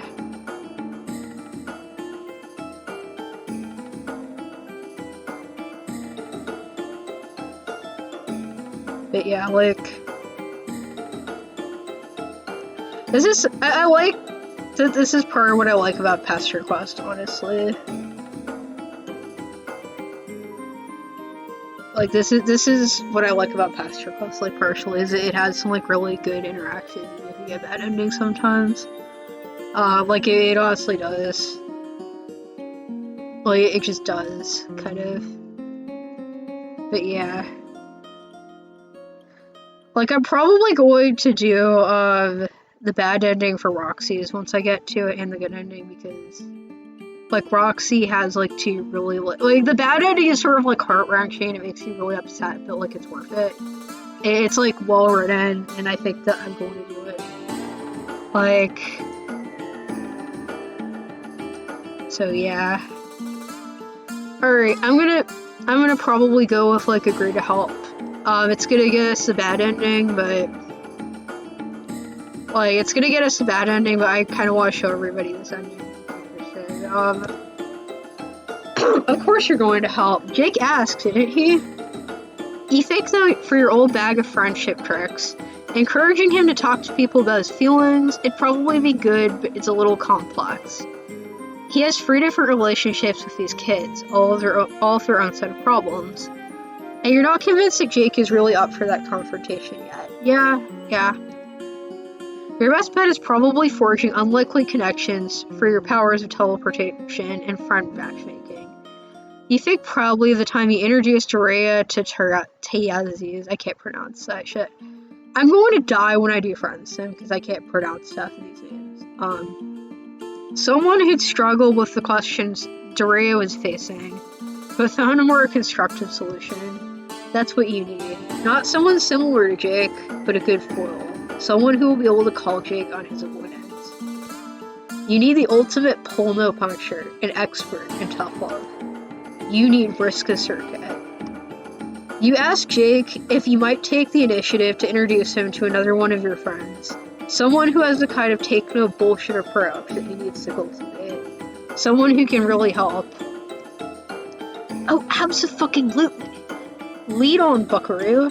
You clap your hand madly on his shoulder and zap on over to Vriska. You expect her to be in her hive, but when you feel the vision clears, you're at the beach again. You've appeared a diplomatic disadvantage away. Distance away. Not right up in her face. Vriska is walking down the beach, hands in her pockets, occasionally aiming a disaffected kick at a piece of trash. You call out to her and wave her over. Her face splits into a grin at the sight of you. It gives you a warm glow, like you've befriended someone's mean cat who never gets along with visitors. Yeah, that's basically Vriska. That is Vriska, pretty much. In the most adorable way, that is Vriska. Maybe more like someone's mean mountain lion. Yep, that's also Vriska. Hey there. Hi, Vriska. What is she doing on this beach? I came here looking for my stupid fish friends. Terezi and I need an explosive device for a fang. As much as I hate to admit it, Emperor isn't bad at making them. But he's not even here. I can't even find the one time I ever want to see him, ever. Figures my so-called friends leaving me to do all the work again. It's this kind of self-starter energy that Jake could really learn from. Speaking of, you start to introduce your friends to each other, but when you turn to Jake, he's frozen. His face caught in an expression of shock and wonder. Maybe you should have mentioned that your friend was an alien. You keep forgetting to mention things like that. Yeah, a blue alien. She is in fact a blue alien, Jake. She is a blue alien. As you look at him, Jake rallies, snapping to such a rammed posture you half expect him to salute. He opens his mouth to speak, then shuts it. You can talk to her, you prompt. It's okay. Yes. Righto. Holy smokes, I'm ruffled as a baby's bonnet to meet you, Miss Vriska. I'm poised and trembling on the lip of your pit of knowledge, just ready to fall into the expedient abyss. I'm happy to learn whatever you can teach me. Although, I must say, when my pal here intimated that they had a friend who could help, I didn't expect you to be of such a blue and spicy persuasion. Of course.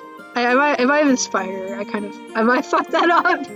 I'm like laughing if I fuck that up. Oh my god, like. Okay, someone actually gave the input for Riska ending. I was gonna do it anyway, even without input, but like someone actually gave that, so I'm really glad. But yeah. Okay. Of course. Why would anyone be anything when they could be blue and spidery? Yeah, it was spidery. I fucked that up, you guys, but that is a hilarious fuck up. That is a hilarious fuck up. Blue and spicy. Yes, I realize who it is. Yes, I do. Yes. Hello, Karinas. Also, yeah, I know who the explosive friend is. I know the explosive stuff, yes. You have a solid point with my extraterrestrial associate. I hope you'll pardon my candor, but a real gentleman doesn't hide from the truth. You may be the coolest girl I've ever seen in my entire life. Clears throat nervously, hoping he didn't overstep. Oh my god. Like, the way he just, like, narrates his own stuff, it's just, like, oh my god. It's just, like, it's cute. I'm sorry, like, it's just, I'm not trying to, like, first, this isn't, like, first, this is, like, it's, like, it's, like, a different emotion. Like, you will know when I start firsting, like, you'll fucking know. Like, you'll fucking know. Like, yeah, random bot is random. Hello, random bot in chat. I see that you are a random bot that is in chat. Hello. Okay. Alright. Well, I can't say I'm surprised to hear it. Feel free to keep listing things that are awesome about me. Despite his professed admiration for Riska, however, Jake isn't listening. Hang on, wait, technically the only other girl I've seen was my grandma, but you know what I mean. It's kind of disrespectful to refer to one's own grandmother as a girl, so I didn't mean her. Gosh, I seem to be rambling. Well, I hope this is a radiant exemplar of the kind of being true to myself that I hope to cultivate as a regular habit from here on out. I think it can be very brave to just keep being yourself, even when things feel awkward. Don't you think so? Oh wow. There are so many things wrong with that, I don't even know where to start. Oh, doggone it, really? This is why I need your help, Miss Vriska. I didn't see anything wrong with any of that at all. Here I am going around thinking that what I'm saying to everyone is tickety boo, and it turns out it's all been a load of cattywampus fiddle faddle. Oh man, this is the nicest present anyone's ever gotten me. She's addressing you now, ignoring Jake's question. A predatory shark smile spans her pointy face. Yeah, yes, random bot definitely favors orangey red, which is kind of hilarious. Random bot is like referencing how obviously, like, yes, I noticed the color of random bot that is on chat. Yeah, she's okay. You must have known things are getting bad with Tavros in a different way than usual, I mean. He just kind of stopped responding in the same way he did before. And not even because of his freaky fraud confidence, he just says no good can come of talking to me. So you brought me a new nerdy loser. This rules. Well, that wasn't exactly what you expected, although, now that you think about it, why didn't you expect this? Pretty much anyone could have seen this coming. Yeah, like, gonna put Jake through Vriska boot camp. Gonna put Jake through Vriska boot camp here. Hey! Except Jake, of course. I may have a little quirks and quibbles, but that doesn't mean I'm a loser. If you want a lady, I dare say such slanderous language would earn you a one-way ticket to Fisticuffs Island. Oh damn, like, Fisticuffs Island. Oh my god. Fisticuffs Island. The ticket to Fisticuffs Island. Which, now that I think about it, is more or less an appropriate mulcta for my permanent residence. Yeah? Yeah, I'd like to see him try in the chat. Yeah. I don't think he'd win that. Considering he can't beat, like, Robot, and he's, like, one of the worst fighters, because, like, if he wasn't, he'd be OP. He'd fucking lose hard. He would, yeah. He would lose. How do you like them Granny Smith apples? This is hilarious! I've never met anyone who makes me feel so good about myself. I'm so lucky to be cool. Excuse me, but I haven't had a single hide nor hair of an apology yet, Miss Rude Alien Girl. At least Jake is standing up for himself, but you get the feeling that this enthusiastic bravado wouldn't hold up if the issue was an interpersonal one with his friends. Either way, Vriska is not backing down. She sizes Jake up, stepping forward to intimidate him. I mean, Jake is easily intimidated, and Vriska is intimidating, but, like, also awesome and intimidating. Do you really want to fight? Because I get the feeling that whatever your planet's equivalent of collate is, I don't know what that is. Kolb. Can't tell what that word is supposed to be. I may not know what that means, but I've never once backed down from a scrum, and I'm not about to start now, chum. Whoa, no. You're not going to let your two best friends, a category that includes all of your friends, throw down right in front of you. Yeah, please don't. Like, don't. Like, that's like throwing a puppy into a volcano. It was spelled like sort of cold, but like with 2 8s. I don't know. I could go back, but it was pronounced weirdly. I like that possibly spelled weirdly, but like, you get the idea. Especially not after Vriska compared Jake to Tavros. Doesn't she remember the consequences of fighting Tavros? Doesn't she want things to go differently here? Yeah, like... yeah, like, we got the best ending for the Tavros route. Like, we got like, the best ending. And arguably, like, the most good ending for that route. Collaborate. Oh, okay, that's what it was supposed to be. Thank you, Kurnis, for that comment. Wait, what's that supposed to mean? Oh no, you didn't mean any offense. You know Vriska's been for a while, and her past mistakes should be viewed in that context, but you know Vriska didn't mean to hurt Tavros, but as much as she did, right? Yeah, that's also, like, something to acknowledge, like, that is something to acknowledge, actually. Jake is short and really adorable in the way that, like, I don't know, like, I keep saying he's adorable, and I mean in the way that, like, he's a sentimental character, like, kind of adorable. Like, I'm not putting words into that, right, but, like, it's not really first, I'm feeling. It's, like, another emotion, like, I can't describe it. Yes, a small dorky puppy. Yeah, that's a good word. That's a good phrase for it. Vriska's no longer having fun. No! Like, Vriska's no longer having fun? She's turned to you now. Her mouth is set into a line, fists clenching at her side. You remember how magical it seemed to have earned her friendship, and how easily Vriska can lash out when she thinks her friends have turned on her. You think you know what went down between me and Tavros? Tavros is almost as pathetic as this guy. I was trying to help him get stronger. Yeah, honestly, yeah. I mean, it did break his legs, but yeah, like...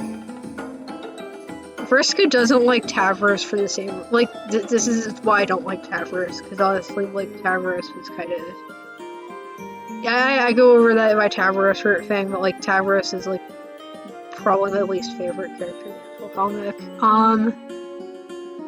And, like, it's just, like, the reason why I like Jake, but I don't like Tavros, even though Jake is, like, also a weak character, is because Jake actually, like, he's not, like, he has a different sort of mentality to it, and like he stays optimistic, and like he isn't sort of this woe is me like pity party, and like he tries to get stronger. Like he legitimately tries, and I feel like Tavros just sometimes doesn't try, and that's what bothers me about Tavros. It doesn't bother me about Jake.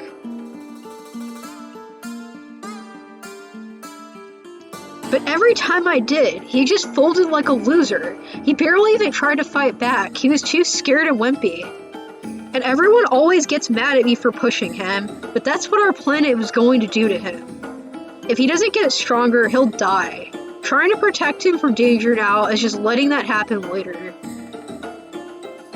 Yeah, you get that, like, in the thing. Jake wants to be better even if he feels Tavros doesn't. Yes, that is perfect, and that is why I love Jake. And he's like, that's like why I like Jake, but I do not like Tavros. Like, that is exactly it right there. Trying to protect him from danger now is just letting that happen later. I would even say I'm the only one who's ever really cared about him. At least I tried to help him shape up. You almost forgot Jake is here, but at this, he makes an indignant noise, and you turn to see that his anger and distress has ratcheted up several notches. Well, pardon me, Spider Smurfette. I'm sorry. That line. But it doesn't sound like you were much of a friend at all. Oh, God. You know, Jake, trying to let him know that Vriska can be a little scary, and it might not be best to push her on this, but Jake isn't listening. Yeah, some good advice. No matter how much you think you're doing this fellow a favor, from what you said, he was really scared and sad. And I'm sorry, but that doesn't make someone stronger, it just makes him scared. Even if you think it's good for him, or even if he said it was what he wanted, like, maybe even if he was talking about having a fighting partner, like he really wanted companionship. What he really wanted was companionship due to being alone all the time. And to be totally candid, it's hard to believe you didn't know that. Which means it really is more about what you want than what's best for him, even though you keep saying it's what's best for him. Anyway, if you ask me, you're a wrong friend, and I don't think I want you to be one of mine after all. Oh, dang. Oh, man. Oh, shit. Oh, okay. Honestly, I wish this interaction had gone a little bit differently, but, like, I think Vriska training Jake and, like, actually doing a good job with it would, again, make Jake way too fucking OP. Like, it's, like, I feel like a lot of the reason why Jake can't improve is because it would make him too OP. I almost get that feeling sometimes, you know, like, I don't know. Like, if he successfully went for Vriska bootcamp, I think he would, like, A, do better than Tavros, assuming Vriska wasn't being unreasonable. And B, like, I think that he'd get, like, ridiculously strong, and it would be too much for, like, for things to, it would be too much for everyone to handle. You tell her that you're sorry for making assumptions. You know that what she was doing was the best she could do with the raw deal she was given in this culture. You offer her a quick thank you for this hellish social interaction and ask for some time alone with your inseparable friend here. Vriska looks a little annoyed, and there's a moment where you're scared she won't let it go, but she does. Stepping back and rearranging her facial expression to apathy, you guess pushing it would mean admitting she cares about your opinion of her. Whatever. Talk to you later, nerds. She's pieces out. After she leaves, you put a comforting hand on Jake's shoulder. That got pretty raw, huh? It kind of seemed like in the end there, he wasn't talking about Vriska at all. Like there's someone else he wanted to say all that stuff to. Yeah. Huh? No, this has nothing to do with me. It was about some weird alien situation. You gently suggest that this might be one of those situations the two of you were talking about earlier, where Jake is suppressing the truth because it's inconvenient to acknowledge. Doesn't it bear some slight resemblance to a situation in his own friend group? Jake averts his gaze, clearly uncomfortable. Yeah, he's avoiding shit again. No way, all my friends are the best in show. And even if what you're implying was true, it's different when it's your friends. A man can't get by without his bros, so sometimes he has to make allowances. This is another thing I like about Jake. Like, he genuinely believes in his friends. Like, to the point where he shouldn't.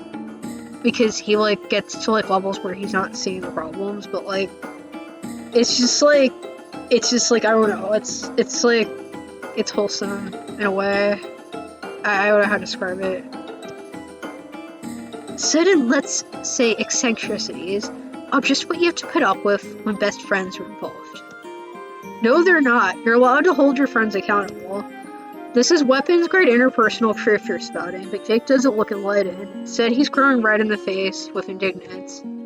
What would you know about anyway? Not to be rude, but it's a very personal situation between a fella and his buddies. I don't appreciate what you're implying. You don't want to get frustrated, but Jake did ask for your help. The two of you came here because you were going to face up to the hard truths about Jake's life. Doesn't Jake want to do that? Well, of course I do. I'm ready to take a hard look at the old rum paper, and don't you doubt it. It's just that when it comes to my friends, I didn't think you were saying any of them were bad. I thought you were encouraging me to take things in a more forefront direction because, well, tugs at collar nervously. Because of their feelings towards me. Gosh, it sounds stupid when you say it like that. I hope you know I'm not some kind of pompous bragiato, making myself out to be some slick Casanova type. I'm probably just making it up. I'm the kind of guy who gets confused easily, especially when there's a number of concussions I've sustained over the years. A real beef-witted bozo, that's me. But more than once, I've got an inkling that some of my friends might be giving me the old eagle eye, firing up the courting maneuvers, if you get my drift. So when you said things went right between me and my friends, that's sort of where I thought the personal change train was heading. The impression only furthered but when you proceed to introduce me to your blue arachnid fiend friend. I figured you remembered my sapphire sardines from my room. You know, Natiri and all that. Yeah, we know about Natiri, Jake. We know about Natiri. It was a sweet gesture, though. Just so you're aware, she's a little too young for me to take that kind of interest.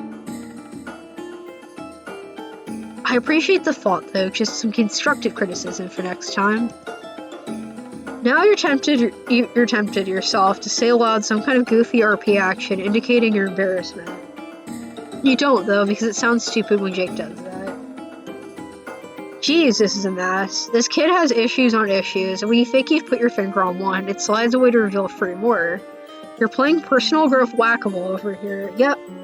But you gamely draw yourself up and plunge onward, determined. Okay, you tell Jake. yeah, Jake. I don't know if Vriska's, like, isn't Vriska supposed to be close to his age in this? I don't know. Okay, you tell Jake. If that's what he thought you were going to talk about, let's talk about it. How does it make him feel? Thinking his friends are all attracted to him, what does he plan to do about it? Oh, you know, I think all that Malcury will work itself out over time. No, it won't. No, buddy, no. I figure I'll wait until someone brings it up and then just go along with what they think we should do. Really? That's his strategy? It seems remarkably lackadaisical. And it seems that you sink. It's blah, and it gives you that sinking feeling again about what's in store for future Jake. Does he actually return any of those feelings? Sure I do. My friends are the cat's pajamas. I don't mind saying I really love them. Right, of course, but is there any one of them he feels differently about? What would he say if, for example, Jane asked him out? I'd say yes, of course. How could I say no to a top Sheba like Janie? She smiles a whip with a mugged match. Alright, what about Roxy? A fellow would have to be daft as a doorknob to turn down Roxy. She's a genius tech hacker spy in all my favorite movies. Like in all my favorite movies. And Strider? Are you kidding? Strider's my best bro in the world and a mighty strapping gent if I were getting into it. I can't think of any reason to say no to a proposition like that for my best bud. The way Jake conceives of things is just far enough off from your own viewpoint. You can't help feeling like you're passing by each other without really connecting. For example, he doesn't have to have a reason to say no to a friend asking him out. It comes down to his feelings. Does he really have strong feelings for any of these people? Like stronger feelings than he has for Natiri. Whoa, hey now, that's not really fair. Natiri is a perfect woman. No, you insist. It is fair. If someone has feelings for him, he should not be with him unless he has stronger feelings for the real flesh and blood person than he does for a poster of Natiri. It's important. Well, if you put it that way, I don't know if I've ever had feelings like that. I don't even know if I'm capable of those kinds of feelings. If that's the case, then he needs to be prepared to tell his friends that. It's not like he has to have these conversations now, but someday the feelings his friends have need to be addressed, and he needs to be ready to turn them down. He needs to make these decisions. He can't just wait for those things to resolve on their own and deal with the consequences later. Yeah? Yeah? Huh. Wow. He doesn't sound nearly as excited about personal growth as he did before. He just sounds dejected.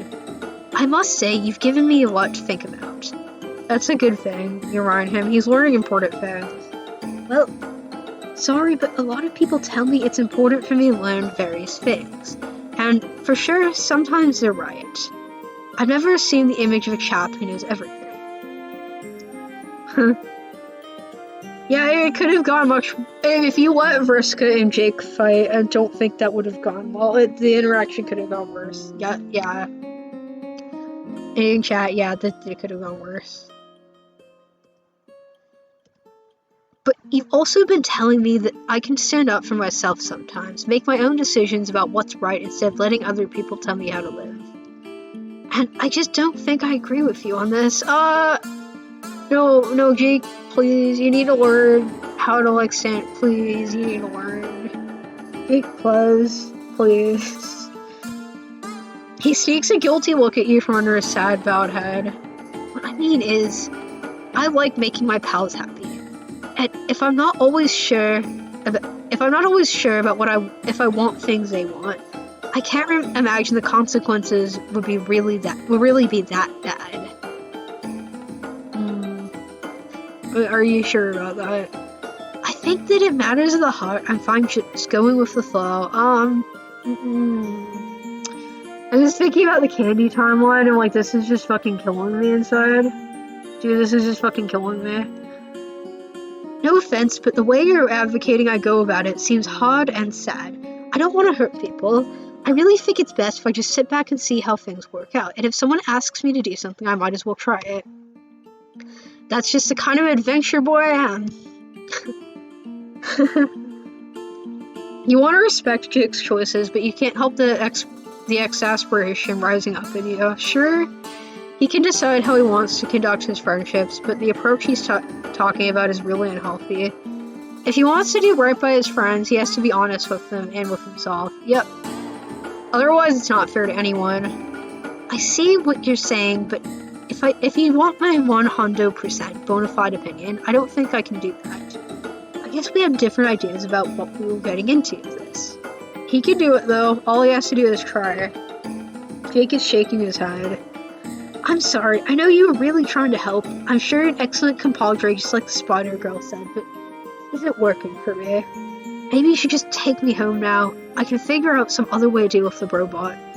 He called it the robot. He literally called it the robot. He's so well below the average Shake level of energy.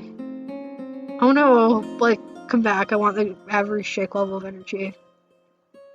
You can see that you really affected him, but you're far from confident your intervention is going to make any difference in the long run. Despite his seeming earnestness, you guess Jake wasn't as ready for a change as he thought he was.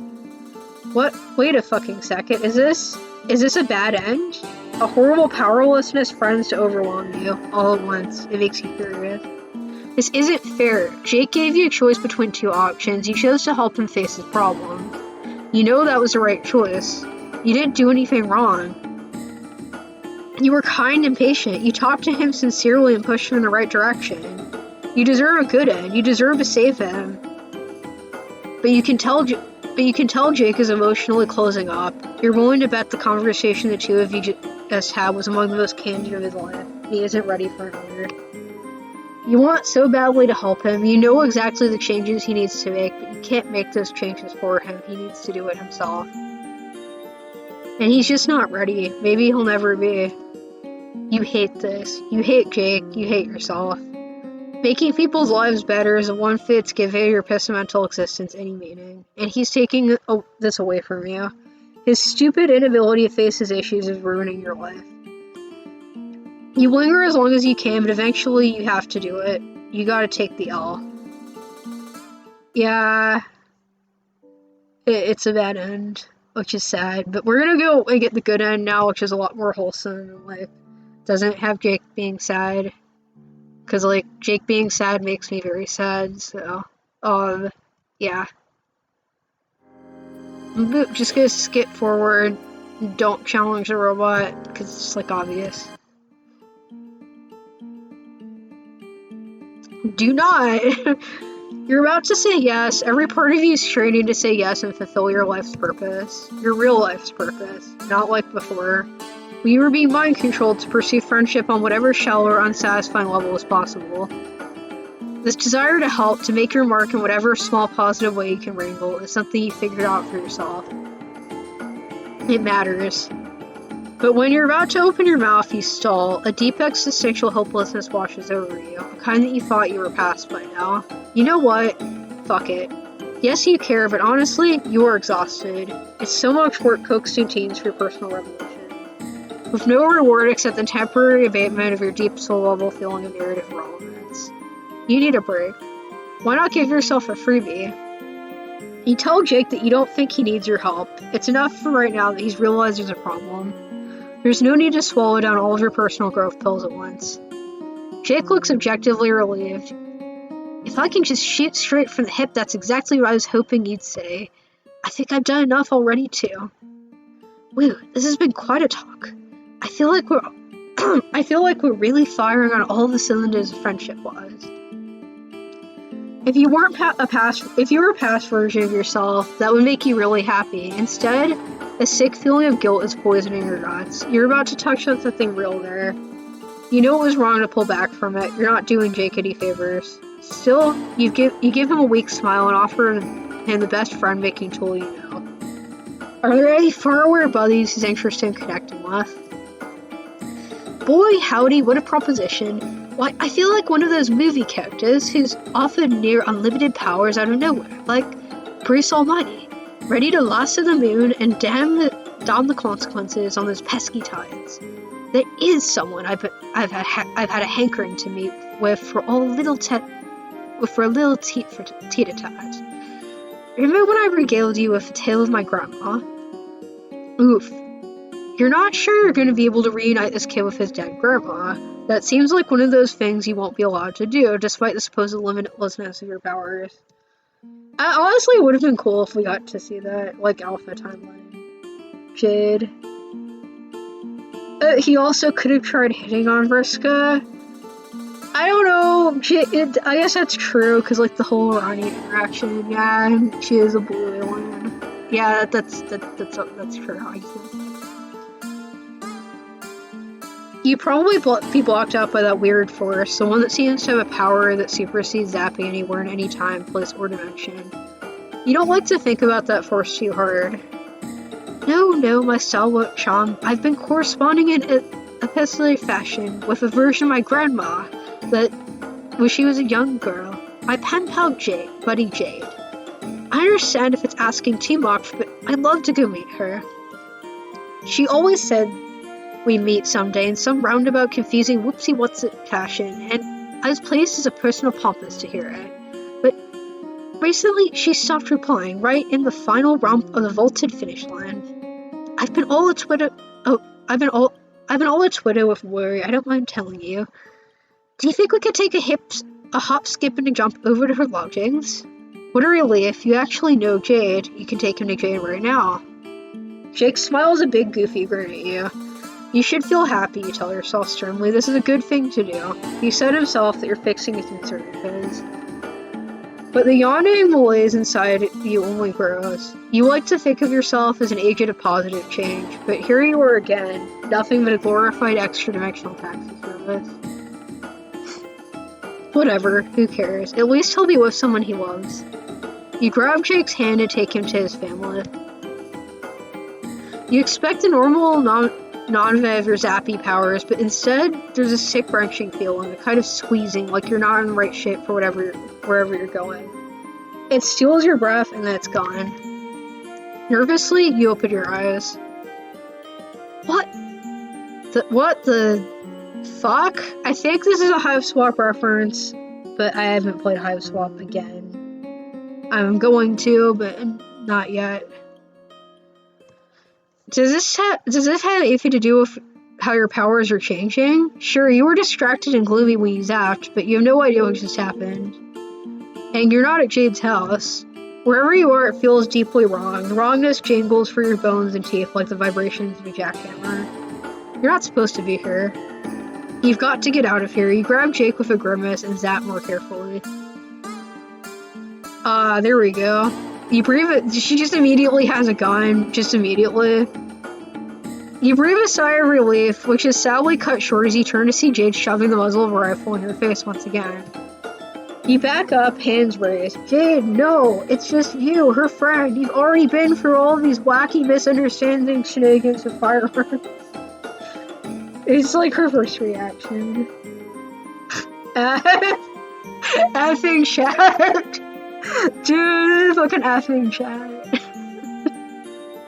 F. Effing chat. I know who it is. I just think you shouldn't be here. What? Don't get me wrong, I appreciate everything you've done for me. You have no idea what it meant to be able to meet my friends in person. But the last time you came here, things got dangerous. I started to wonder if you really have any idea what the consequences are of what you're doing.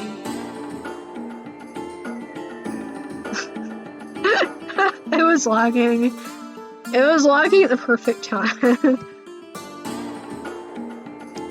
Okay, there's obviously something that she needs to get off her chest. And you want to hear it, but can she put the gun down? You both know she's not actually going to shoot you. Oh, right. I guess the gun was a little over the top, but he startled me and I got really mad. Ever since he left last time, I've been thinking about what you did with me and Dave. Even though Beck didn't stop you, I don't think he wanted me to be traveling around like that. I know you're a nice person and you don't mean to do anything bad, but I think it's impossible to have powers like yours without being a little corrupted by them.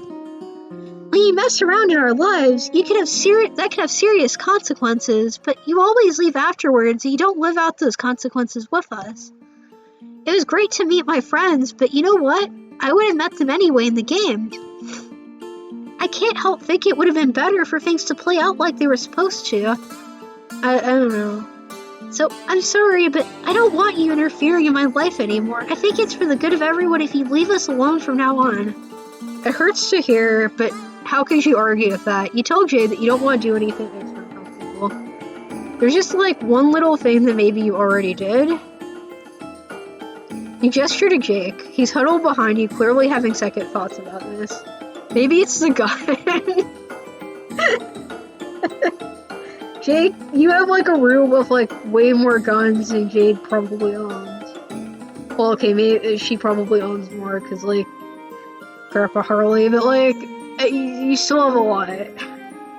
Maybe it's the gun, but then again, Jake is pretty comfortable around guns. Probably it's just the fear of the mortifying ordeal of being known. F again. Oh my god. Like, yeah. Who the fuck are you?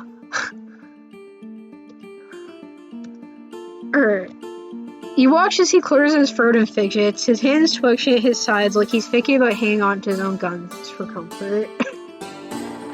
He's just like, he needs comfort guns. Jake needs comfort guns to cope. I'm your grandson? Jake?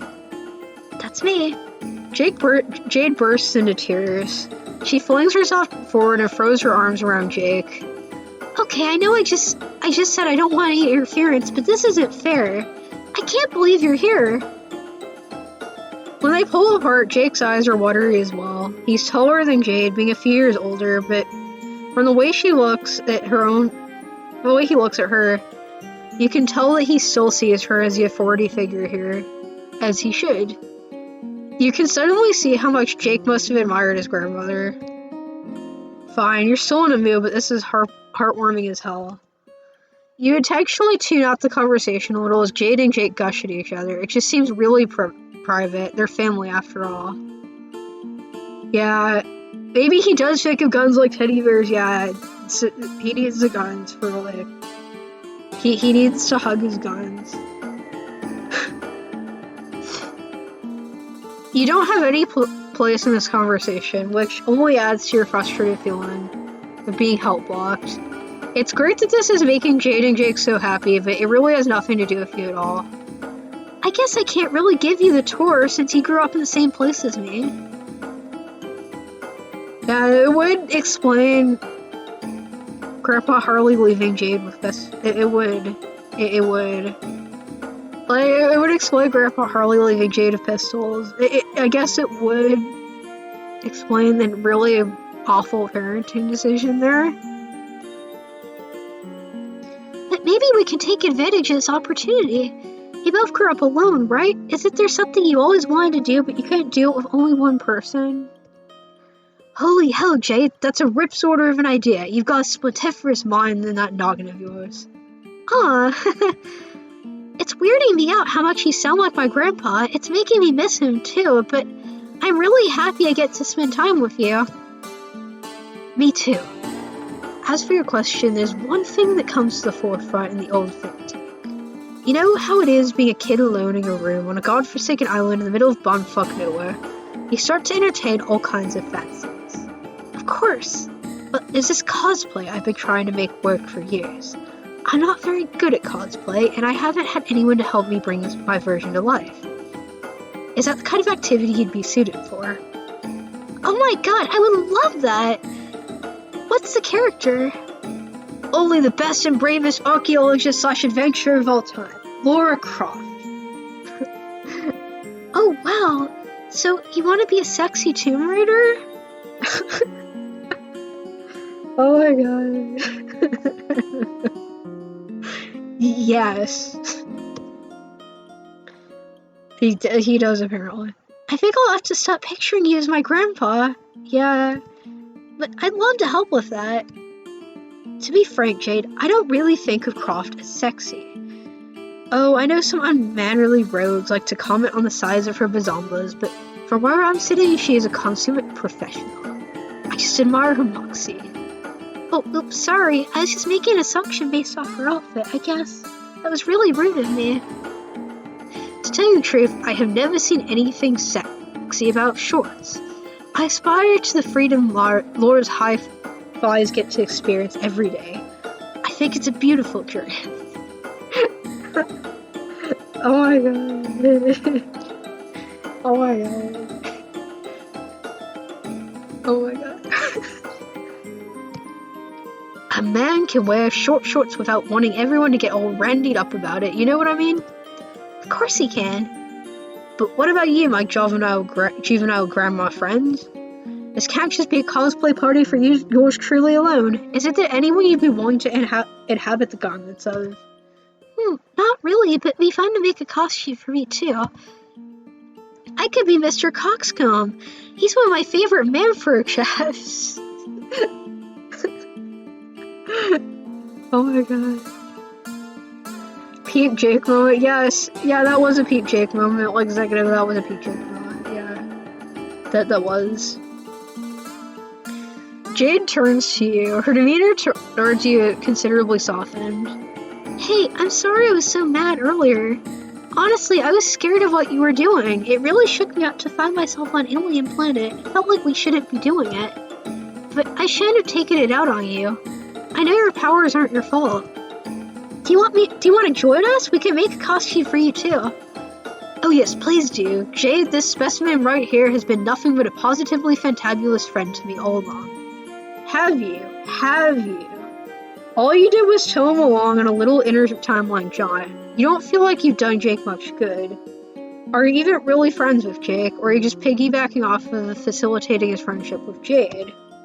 It's fine, you guess. Things are going fine, even well, but it feels unsatisfying. No real nutritional value. You don't feel good about what you've done, but you guess you might as well get a cool costume out of it. I mean, yeah, I guess.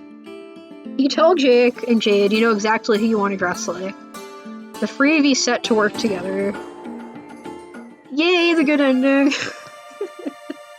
The good ending. He's doing the pose, too. Like, he's doing the pose. He's doing the fucking Lara Croft pose. Oh my god. Alright, well, that was the stream for tonight. I'm probably going to do Roxy tomorrow. I might hold off on doing, like, the finale, though, because, I have reasons. It's going to take a lot to do that. Like, it's going to be a lot, when I do the finale, so... yeah, I might just do Roxy tomorrow, but if I'm prepared for it, I'll finish the rest of it. It's just, like, I'll have to see where things are with that. Alright, well, thank you guys for watching, and thank you guys for, like, chatting with me. And this is Teen Demon Kitty, and I hope you guys have a good night.